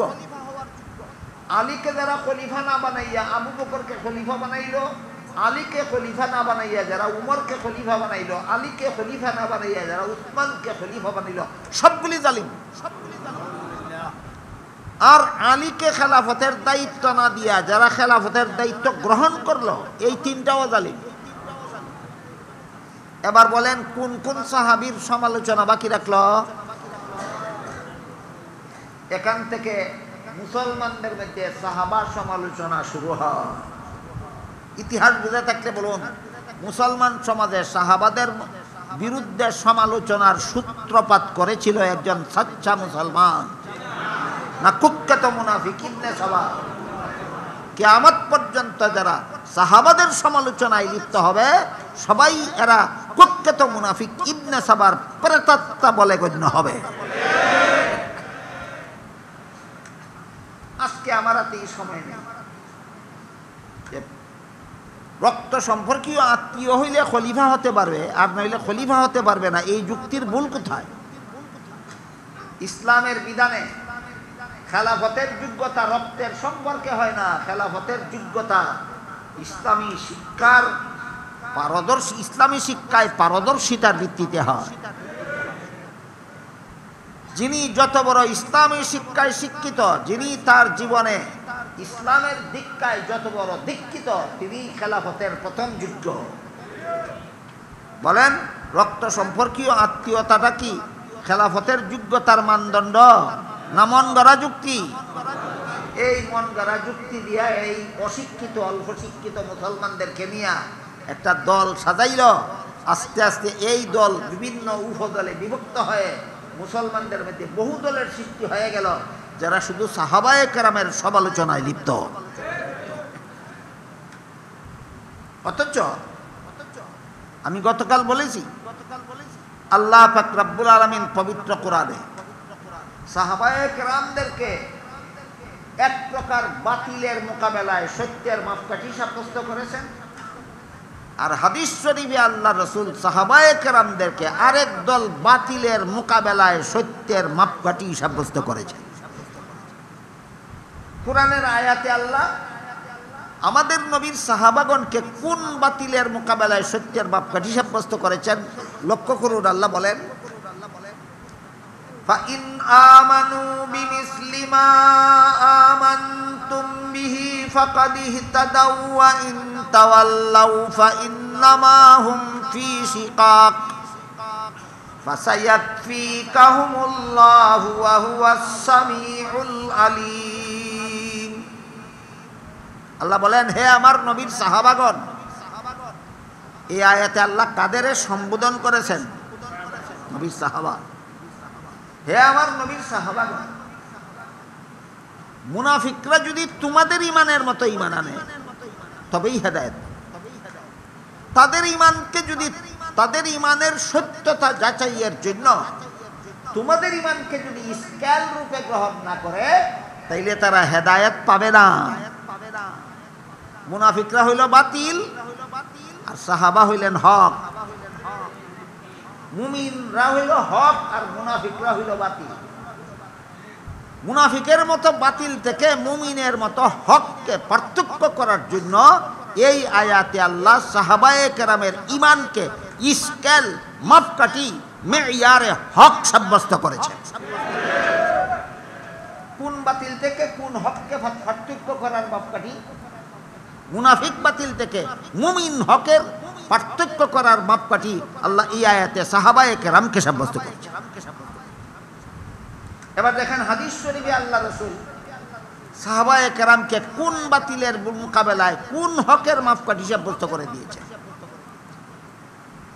হাদিস শরীফে আল্লাহ রাসূল বলেন, তাফাররাকাত বানু ইসরাঈল আলা সিনতাইনি ওয়া সাবঈনা মিল্লাতান ওয়া তাতাফাররাকু উম্মতি আলা সালাসিন ওয়া সাবঈনা মিল্লাহ কুল্লুহুম ফিন-নারি ইল্লা ওয়াহিদা ক্বালু মা হিয়া ইয়া রাসূলাল্লাহ ক্বালা মা আনা আলাইহি ওয়া আসহাবি। আল্লাহ রসুল বলেন, এই হাদিস আমি অতীতে আপনাদেরকে একাধিকবার শোনাইছি, এই জন্য আজকে বিস্তারিত বলবো না, শর্টকাটে বলবো। রাসূল বলেন, আমার মুসলমান উম্মত ৭৩ দলে বিভক্ত হবে, তোর মধ্যে ৭২ দল মুসলমান হবে জাহান্নামী, একদল মুসলমান হবে জান্নাতি। ৭২ দল মুসলমানকে আল্লাহ রসুল এই হাদিসে জাহান্নামী বলে ঘোষণা দিয়েছেন। ইমানের বিষয়গুলিকে মন গড়া ব্যাখ্যা মতো গ্রহণ করার অপরাধে, মন গড়া মতবাদ গ্রহণ করার অপরাধে। সূরা সূরার ১৩ নম্বর আয়াতে যে আল্লাহ বলেছিলেন আকিমুদ্দিন, এর অর্থ কি তোমরা মন গড়া মতবাদে বিশ্বাসী হও না ইসলামের বিশুদ্ধ মতবাদে? ৭২ দল মুসলমান ইসলামের বিশুদ্ধ মতবাদে বিশ্বাসী না হয়ে মন গড়া মতবাদে বিশ্বাসী হওয়ার কারণে জাহান্নামী হবে। এখানে এসে অনেকে প্রশ্ন করে থাকে, সব মুসলমানের আল্লাহ এক, সব মুসলমানের নবী এক, সব মুসলমানের কোরআন এক, সব মুসলমানের কিবলা এক, সব মুসলমানের কলেমা এক, দল এতগুলি কেন? আমি জবাব দেবার আগে জিজ্ঞাসা করি, মুসলমানের মধ্যে এত দল হবে কোনো আলেম বলেছেন না সকল মুসলমানের নবী বলেছেন? তাহলে তোমার প্রশ্ন কোনো আলিমের বিরুদ্ধে গেল না নবীর বিরুদ্ধে গেল? নবীর বিরুদ্ধে প্রশ্ন করার নাম ওই তো বিশুদ্ধ মতবাদ।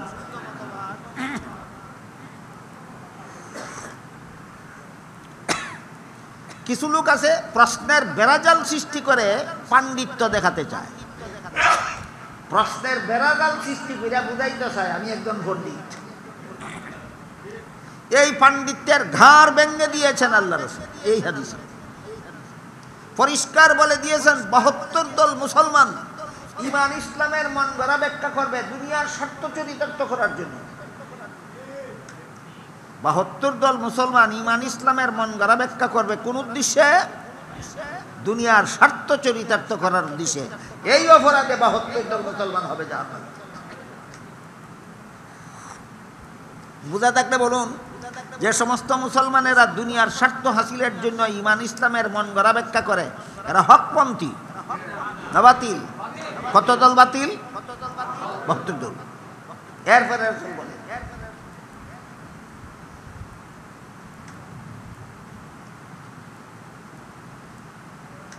কুল্লুহুম ফিন-নারি ইল্লা ওয়াহিদা ওয়া ফি রাওয়ায়াতিন ক্বালা সিনতানি ওয়া সাবউনা ফিন-নারি ওয়া ওয়াহিদাতুন ফিল জান্নাহ।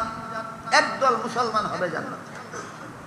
এরা ঈমান ইসলামের মন গড়া ব্যাখ্যা নয়, ঈমান ইসলামের সহি শুদ্ধ ব্যাখ্যা মতো ঈমান ইসলাম গ্রহণ করবে, এই জন্য এরা জান্নাত।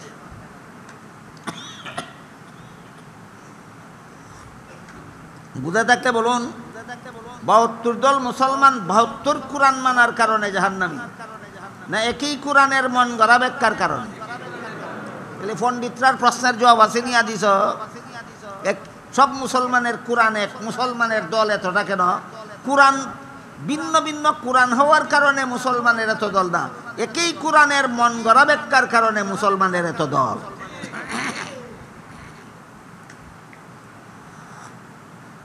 এই একামতের দিনের সাইনবোর্ড যারা ব্যবহার করে, এদের প্রতিষ্ঠাতা নেতা একটা মন গড়া ব্যাখ্যা লিখেছে কোরআনের, সেই ব্যাখ্যার ভূমিকায় লিখেছে আমি পূর্ববর্তী মুফাসসিরিনেরও অনুসরণ করিনি, আমি পরবর্তী মুফাসসিরিনে কেরামেরও অনুসরণ করিনি, আমি নিজে নিজে কোরআন পড়ে মনে মনে যা বুঝেছি হুবহু তাই আমার কিতাবে লিখেছি। কোনো উস্তাদের কাছ থেকে কোরআনের তাফসীর তিনি শিখেন না, তিনি নিজে নিজেই কোরআন বুঝেন। এই লোকটাই একামতে দিনের ভ্রান্ত মতবাদ চালু করেছে মুসলমান সমাজ। কোরআন নিজে নিজেই বুঝার মতো জিনিস কিনা আমরা একটু বোঝার চেষ্টা করি। আল্লাহ পাক রব্বুল আলামিন কোরআনের এক আয়াতে বলেন, লা তুহাররিক বিহি লিসানাকা লিতাজালা বিহি ইন্না আলাইনা জামআহু ওয়া কুরআনাহু ফাইযা ক্বারানাহু ফাত্তাবি' কুরআনাহু সুম্মা ইন্না আলাইনা বায়ানাহু। হে রাসূল করিম সাল্লাল্লাহু আলাইহি ওয়াসাল্লাম, আমি যখন আপনার কাছে কোরআন নাজিল করতে থাকি তখনই আপনি তাড়াহুড়া করে জপতে থাকবেন না। আপনার কোরআন দপে মুখস্থ করতে হবে না। আমি আল্লাহ নিজ দায়িত্বে কোরআন নাজিল করি, নিজ দায়িত্বেই আপনাকে আমি কোরআন স্মরণ রাখাইয়া দেব। আল্লাহ কি ঘোষণা দিলেন? নবী কোরআন দফে মুখস্থ করতে হবে না, আল্লাহর দায়িত্বে স্মরণ রাখাইয়া দিবে। কাজেই আমি নাজিল করার সময় জপবেন না, শুধু গভীর মনোযোগে লক্ষ্য রাখবেন। এরপরে আল্লাহ বলেন সুম্মা ইন্না আলাইনা বায়ানা, অতঃপর কোরআন আমি আপনাকে শিক্ষা দেব।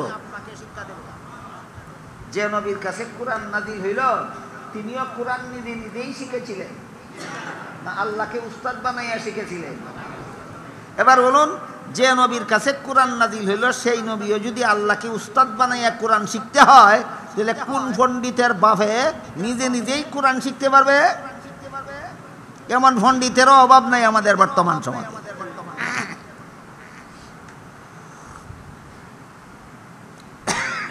তাহলে ৭২ দল মুসলমান হইল ৭২ কোরআন মানিয়া না ৭২ রকমের মন গড়া ব্যাখ্যার কারণে? মন গড়া ব্যাখ্যার কারণে মুসলমানের দলাদলি, কোরআন একাধিক হওয়ার কারণে নয়। একদল মুসলমান ঈমান আকীদা পোষণ করবে মন গড়া ব্যাখ্যা মতো নয়, সহিহ শুদ্ধ ব্যাখ্যা মতো। এই সহিহ শুদ্ধ ব্যাখ্যা পাওয়া যাবে কোথায়? সাহাবায়ে কেরামের প্রশ্নের জবাবে রাসূল বলে দিয়েছেন, মা আনা আলাইহি ওয়া আসহাবি, মর্ম হলো আমার সুন্নত আর আমার সাহাবায়ে কেরামের জামাত। ঈমান ইসলামের যে ব্যাখ্যা আমার সুন্নতের দ্বারা সাব্যস্তকৃত, ঈমান ইসলামের যে ব্যাখ্যা আমার সাহাবায়ে কেরামের জামাতের দ্বারা সাব্যস্তকৃত, ওই ব্যাখ্যা মতো যদি ঈমান ইসলাম গ্রহণ করো তাহলে তোমাদের ইসলামী মতবাদটা হবে বিশুদ্ধ মতবাদ। এখানে ৭২ দল বাতিল, এক দল হক। এই হাদিসে মুসলমানের কত দল বাতিল, কত দল হক? এই ৭২ বাতিল দল থেকে একটা হক দলকে পার্থক্য করার জন্য আল্লাহ রাসূল দুইটা স্কেল সাব্যস্ত করে দিয়েছেন। একটা স্কেলের নাম নবীর সুন্নত আর একটা স্কেলের নাম সাহাবায়ে কেরামের জামাত। সুতরাং সাহাবায়ে কেরাম হক বাতিল যাচাইয়ের জন্য সত্যের মাপকাঠি নন। মাপকাঠি নন যারা বলে, এরা কোরআন হাদিস উস্তাদের কাছে শিখে না নিজে নিজেই পণ্ডিত? নিজে নিজেই পণ্ডিত। আমার একজন উস্তাদের সাথে ৫০ বছর পরে দেখা হয়েছে। ৫০ বছর আগে ওনার কাছে লেখাপড়া করছিলাম। এর পরবর্তী ৫০ বছরের ভিতরে আর কোনোদিন সাক্ষাৎ হয়নি। ৫০ বছর পরে যখন আবার ওনার সাথে সাক্ষাৎ হইল, প্রথম সাক্ষাতেই তিনি আমাকে জিজ্ঞেস করেছিলেন, তুমি যে সমাজে এত প্রসিদ্ধি লাভ করেছ, তোমার এমন সে বড় বক্তা কয়, তোমার এই বক্তৃতার জগতে কোনো উস্তাদ আসেনি না নিজে নিজেই পণ্ডিত? আমার উস্তাদ এই ৫০ বছর পরে প্রথম সাক্ষাতে জিজ্ঞেস করছিলেন, তোমার বক্তৃতার জগতে কোনো উস্তাদ আছে না তুমি নিজে নিজেই পণ্ডিত? কারণ আমারও জানা আছে, আমার উস্তাদেরও জানা আছে, দিনের ব্যাপারে নিজে নিজে যারা পণ্ডিত হয় এরাই পথভ্রষ্ট। তার আদরের ছাত্রটা পথভ্রষ্ট হইয়া গেল কিনা এই দরদ দিয়েই জিজ্ঞেস করেছিলেন, তোমার বক্তৃতার জগতে কোনো উস্তাদ আছে না নিজে নিজেই পণ্ডিত? আমি বললাম, না হুজুর, আমি নিজে নিজে পণ্ডিত না, আমার দিনের অমুক কাজের উস্তাদ অমুক, অমুক কাজের উস্তাদ অমুক, দিনের তমুক কাজের উস্তাদ আছেন তমুক। তখন উস্তাদ খুশি হইয়া আমার যে দোয়া দিলেন। তাহলে দিনের কথা বয়ান করার জন্য নিজে নিজেই পণ্ডিত হওয়া যায় না, বয়ানের জন্য উস্তাদ লাগে? উস্তাদ। বর্তমান সমাজে যত বক্তায় বয়ান করে, কত বক্তায় উস্তাদের কাছ থেকে শিক্ষা বয়ান করে। আমার তো মনে হয় শতকরা ৯৯ জন ওই বক্তা ওই নিজে নিজে পণ্ডিত। আমার বক্তৃতার উস্তাদ ছিলেন কয়েকজন, এর মধ্যে একজন ছিলেন ব্রাহ্মণবাড়িয়ার বড় হুজুর, আপনারা অনেকে হয়তো শুনে থাকবেন। ব্রাহ্মণবাড়িয়ার মুফাসসির সাহেব আমার উস্তাদের উস্তাদ হইতেন। উনার এলাকায় আমি কোনো মাহফিলে গেলে উনি এসে আমার পাশের চেয়ারে বসে থাকতেন, শুরু থেকে শেষ পর্যন্ত বয়ান শুনতেন। তারপরে ঘরে গিয়ে বলতেন, মৌলানা এই কথাটা এইভাবে বলছেন, এইভাবে বলা উচিত নয়, সেইভাবে বলবেন। মৌলানা এই কথাটা এইভাবে বলছেন, এইভাবে বললে মানুষে ভুল বুঝবে, ওইভাবে ভুল বললে মানুষে সহজে বুঝবে। বলেন, দিনের কথা বয়ান করাও দিনদারের কাছে শিখতে হয় কিনা? নিজে নিজেই যদি পণ্ডিত হয়, নিজে নিজে যদি পণ্ডিত হয়, দেখইব নমাজ পড়লে ব্যস্ত যাওয়া যাইব, এমন কোনো আয়াত কোরআনে নাই। এমন এক বক্তার কথা শুনেছেন কি আপনারা কেউ? নমাজ পড়লে বেহেশতে যাওয়া যাবে, এমন কথা কোরআনের কোনো আয়াতে নাই। হে উস্তাদের কাছে কোরআন শিখছে না নিজে নিজেই পণ্ডিত? নিজে নিজেই পণ্ডিত। আইলো যখন কথাটা আপনারা একটু দেখাই দিই, নমাজ পড়লে ব্যস্ত যাওয়া দিব, এমন কথা কোরআনের কোনো আয়াতে আছে কি? সূরা মাইদার 12 নম্বর আয়াত।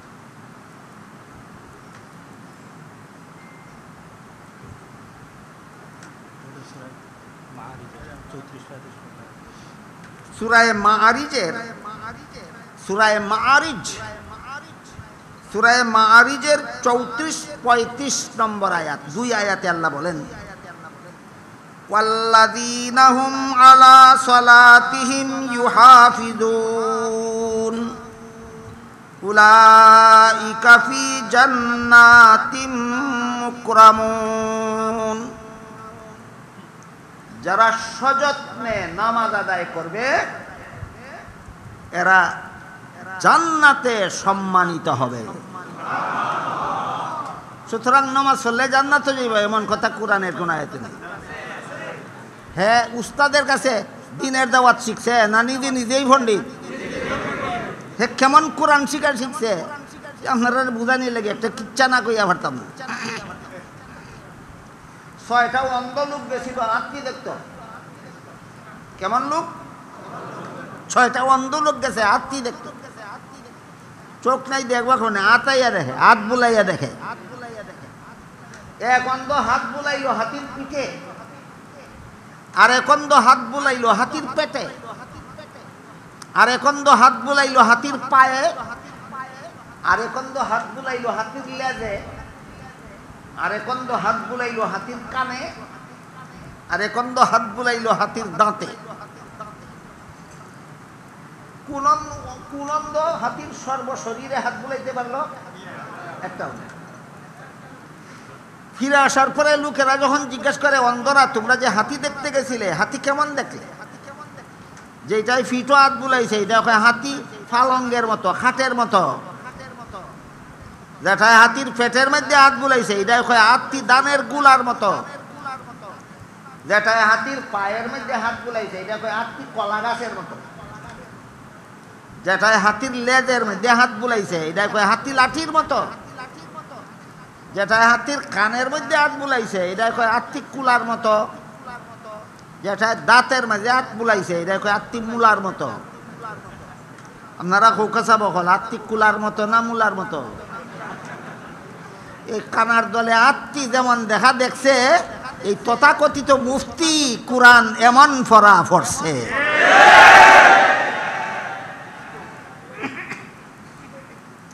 তাই বলে ইউনিভার্সিটির থেকে লেখাপড়া করিয়া ডিগ্রি লাভ করছে।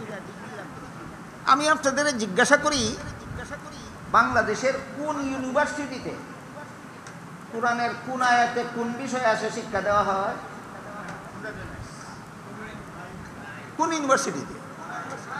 তুমি নিয়ে যেখানে পড়ছো এখানে কোরআন চর্চা হয় না, এখানে পুরাণ চর্চা হয়।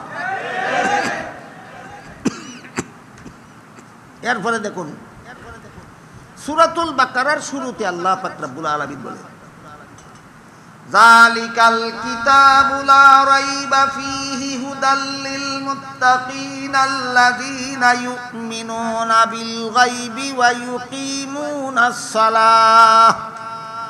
এই সবগুলি আয়াতের অর্থ করার মতো সময় আমার হাতে নাই। ইউকিমুনাস সালাহ বুঝেন কিনা বলে? যারা নামাজ কায়েম করে।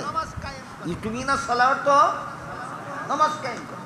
এরকম কতগুলি গুণাবলীর বিবরণ দিয়ে আল্লাহ পরবর্তী আয়াতে বলেন উলাইকা আলা হুদাম মির রাব্বিহিম ওয়া উলাইকা হুমুল মুফলিহুন। নামাজ কায়েম করা সহ কতগুলি আমলের উল্লেখ করে আল্লাহ বলেন এই কাজগুলি যারা করবে এরা হেদায়েত প্রাপ্ত হবে এবং এরা সফল কাম হবে। সফল কারে কয় এর বিবরণ দিয়ে আল্লাহ অন্য আয়াতে বলে মান যুহজিহা আনিন নারি ওয়া উদখিলাল জান্নাতা ফাকাদ ফাজ। শেষ বিচারের দিন যারা জাহান্নাম থেকে মুক্তি লাভ করে জান্নাতে প্রবেশ করতে পারবে তারাই সফল। তাইলে জান্নাত লাভ করার জন্য নামাজ কায়েমের কথা সূরাতুল বাকারার শুরুতে আছে কিনা? জান্নাত লাভ করতে হইলে নামাজ কায়েম করতে হবে। সুতরাং নামাজ পড়লে বেহেশতে যাওয়া যাবে, কোরআনে নাই। কোন পাগলে কয় না ছাগলে কয়? এরপরে দেখেন সূরা মুমিনুনের শুরুতে আল্লাহ বলে قد أفلح المؤمنون الذين هم في صلاتهم خاشعون والذين هم عن اللغو معرضون والذين هم للزكاة فاعلون والذين هم لفروجهم حافظون إلا على أزواجهم أو ما ملكت أيمانهم فإنهم غير ملومين فمن ابتغى وراء ذلك فأولئك هم العادون والذين هم على صلواتهم يحافظون أولئك هم الوارثون الذين يرثون الفردوس। জাহান্নামের নাম ফিরদাউস, জাহান্নামের নাম। শুরুতেই আল্লাহ বলছেন নামাজ যারা আল্লাযীনা হুম লিসালাতিহিম খাশিউন, যারা আল্লাহর ভয়ে ভীত হয়ে মনোযোগী হয়ে নামাজ আদায় করবে। আরো কয়েকটা আমলের কথা বলে সর্বশেষে বলেন এরা জান্নাতুল ফিরদাউসের উত্তরাধিকারী হবে। নামাজ আদায় করলে জান্নাতুল ফিরদাউসের উত্তরাধিকারী হবে এমন কথা কোরআনে নাই। যদি কোরআন পড়ে থাকে ওই 6 অন্ধের হাতটি দেখার মতো কোরআন পড়ছে। তোমারে কে বলেছে নাগালে না পাওয়া অঙ্গখানা চুলকাবার জন্য? এই বেটা লাগাল ভাস্তা টাকা হাত যাইতে যাচ্ছে না।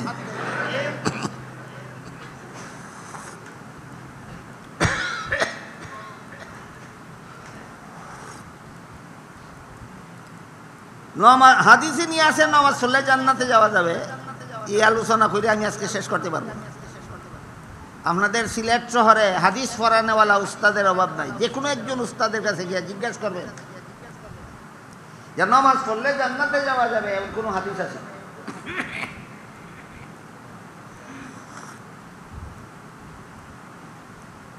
নির্ভরযোগ্য সনদের দ্বারা বর্ণিত হাদিসে উল্লেখ আছে। নির্ভরযোগ্য সনদের দ্বারা বর্ণিত হাদিসে উল্লেখ আছে মিফতাহুল জান্নাতি সালাত,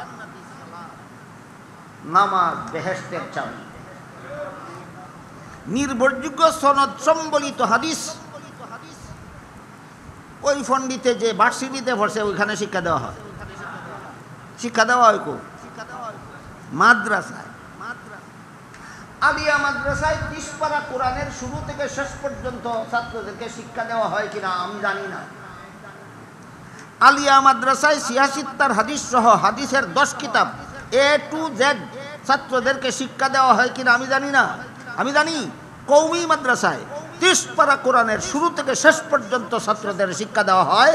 86টা হাদিস সহ 10টা হাদিসের কিতাব 1 বছরে সব ছাত্রদেরকে সবগুলি শিক্ষা দেওয়া হয়। সুতরাং কোরআনে কোন কথা আছে কোন কথা নাই, হাদিসে কোন কথা আছে কোন কথা নাই, মন্তব্য করার আগে শিক্ষা লো।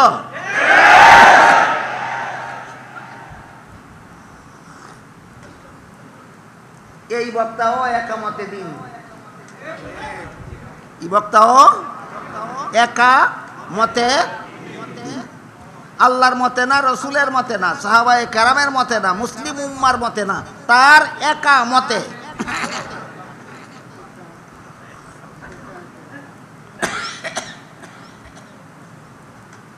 আমি যদি বক্তার নাম বলি তাহলে কেউ হয়তো ভাববেন তার সাথে আমার আক্রোশ।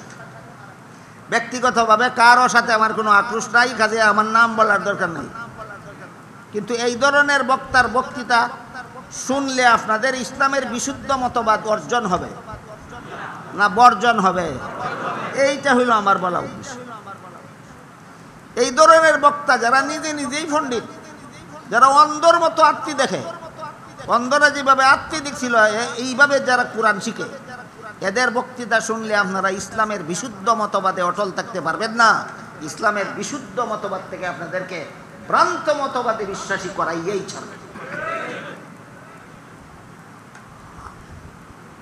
সূরা শুরার 13 নম্বর আয়াতে আল্লাহ কি বলেছেন? আকিমুদ্দিন, ইসলামের বিশুদ্ধ মতবাদে অটল থাকো, অটল, ইসলামের বিশুদ্ধ মতবাদে অটল। অনেক মানুষ ইসলামের নামে কুফরি মতবাদ পোষণ করে, কেউ সুন্নি নামে কুফরি মতবাদে বিশ্বাসী, কেউ তরিকতার মারিফতের নামে কুফরি মতবাদে বিশ্বাসী। একদিন এক ভণ্ড ফিরে আমারে ইয়ার কি নাম মাজার ফুজারি ভণ্ড আমার জিজ্ঞাসা আমাকে বলে, কয় হুজুর আপনারা মানুষকে কোরআন শিখাইয়া মানুষের মনটা নরম করে দেন, ভালো কথা। আমরাও গান বাজনা শুনাইয়া মানুষের মন নরম করে দিই, আমাদেরটাও খারাপ না। আমারে সাপোর্ট দিয়া আমার সাপোর্ট নিতে চায়। আমি বললাম ঠিক বলেছ, আমরাও মানুষের মন নরম করে দিই, কোরআন হাদিসের কথা বলে, তোমরাও গান বাজনা শুনাইয়া মানুষের মন নরম করে দাও। নরম হওয়াটাই আসল কাজ। কয় হুজুর আপনি বুঝছেন, সব হুজুর এত কথাটা বুঝে না। আমি বললাম হ্যাঁ আমি কতটুকু বুঝছি আমি কইয়া শেষ করি। টিউবওয়েলের পানি দিয়া শিরা ভিজাইলেও নরম হয়, মুত্তে ভিজাইলেও নরম হয়। কোনটা খাইবে? কোনটা খাইবে?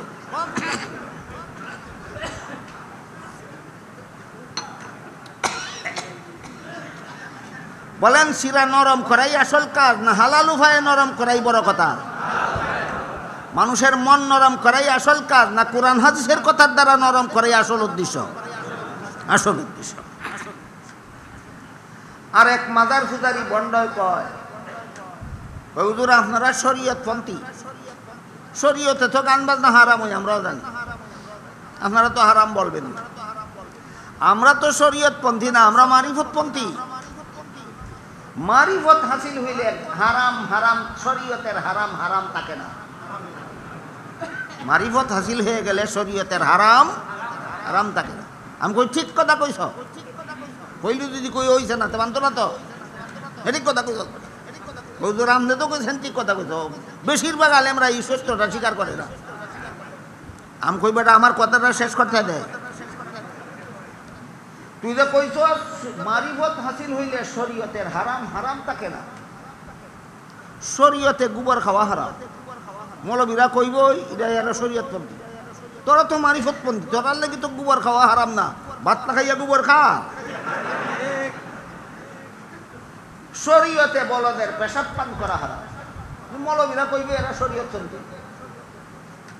তোমরা তো মারিফতপন্থী, তোমাদের জন্য তো বলদের পেশাব পান করা হারাম নয়। টিউবওয়েলের পানি পান না করিয়া বলদের পেশাব পান কর। এই সমস্ত বন্ডাবিদের ভ্রান্ত মতবাদের জবাব দিয়া আল্লাহর কোন ওলি বলেন, ইলমে বাতিন হামচু মিসকা ইলমে জাহির হামচু শির, ইলমে বাতিন হামচু মিসকা ইলমে জাহির হামচু শির, বেশিরে কাই মিসকা সাওয়াদ কাই সাওয়াদ বেশরএ পীর। এর অর্থ হইল শরীয়ত দুধের মতো, মারিফত ঘিয়ের মতো। দুধের মধ্যে মেহনত করলেই ঘি বের হয়ে আসে, পরিশ্রম করে শরীয়ত পালন করলেই মারিফত হাসিল হয়। এবার বলুন, মারিফত শরীয়তের বহির্ভূত জিনিস না ভিতরে? ভিতরে। যে দুধ মানে না তার কপালে যেমন ঘি নাই, যে শরীয়ত মানে না তার কপালে কোনোদিন মারিফত নাই। এটা হইল ইসলামের বিশুদ্ধ মত। এবার দেখি পিছনের কথাগুলি কতটুকু আমাদের কার কতটুকু মনে আছে। মালিকি ইয়াউমিদ্দিন আয়াতে দিন অর্থ কর্মফল, লা ইকরাহা ফিদ্দিন আয়াতে দিন অর্থ ধর্ম, আকিমুদ্দিন আয়াতে ইসলামের বিশুদ্ধ মতবাদ। আর যে আয়াত তিলাওয়াত করেছিলাম সেখানে যে আল্লাহ বললেন, আল ইয়াউমা আকমালতু লাকুম দীনাকুম ওয়া আতমামতু আলাইকুম নি'মাতি ওয়া রাদিতু লাকুমুল ইসলাম দীনা। আজকে তোমাদের দিনকে পরিপূর্ণ করে দিলাম। এখানে দিন অর্থ কর্মফল না, এখানে দিন অর্থ ধর্ম না, এখানে দিন অর্থ ইসলামের বিশুদ্ধ মতবাদ না, এখানে দিন অর্থ ইসলামের বিধিবিধান। এবার বলুন, সূরা মায়েদার ৩ নম্বর আয়াতে আকমালতু লাকুম দীনাকুম, এই আয়াতাংশে দিন অর্থ ইসলামের বিধিবিধান। ইসলামের বিধিবিধানকে আল্লাহ পরিপূর্ণ করে দিয়েছে। এটা আরেক স্বতন্ত্র আলোচ্য বিষয়। শুরু করলে বাকি রমজানে শেষ হবে না। এই বছর ৩ দিনে মাত্র একটা শব্দের তফসির হইল দিন। কিছুটা বুঝলেন কিনা? এবছর ৩ দিনে কি পরিমাণ কতটা শব্দের তফসির হইল? শব্দটা কি? এর মধ্যে ৪ নম্বর দিন শব্দের ৪ নম্বর অর্থ বলা হয়েছে। আল্লাহ এখানে দিন শব্দকে ইসলামের বিধিবিধান অর্থে ব্যবহার করেছেন। আল্লাহ বললেন, আল ইয়াউমা আকমালতু লাকুম দীনাকুম, এর অর্থ হইল আজকে তোমাদের ইসলামের বিধিবিধান পরিপূর্ণ করে দিল। এটার আলোচনা শেষ হবে না শুরু করলে। আমি অনুরোধ করে বলবো, মসজিদ কমিটি এবং এই তফসিরের সাথে যারা জড়িত, আগামীতেও যদি আপনারা বেঁচে থাকেন, আল্লাহ যদি আমাকেও বাঁচিয়ে রাখে, আর প্রোগ্রাম যদি যথারীতি চলতে থাকে, মেহরবানি করে আগামী বছর আমাকে স্মরণ করাই দিবেন যে আকমালতু লাকুম দীনাকুম আয়াত তিলাওয়াত করা হয়েছিল, এখানে দিন শব্দের ব্যাখ্যা বলা বাকি ছিল। ইনশাআল্লাহ আগামী বছর ব্যাখ্যা বলেন।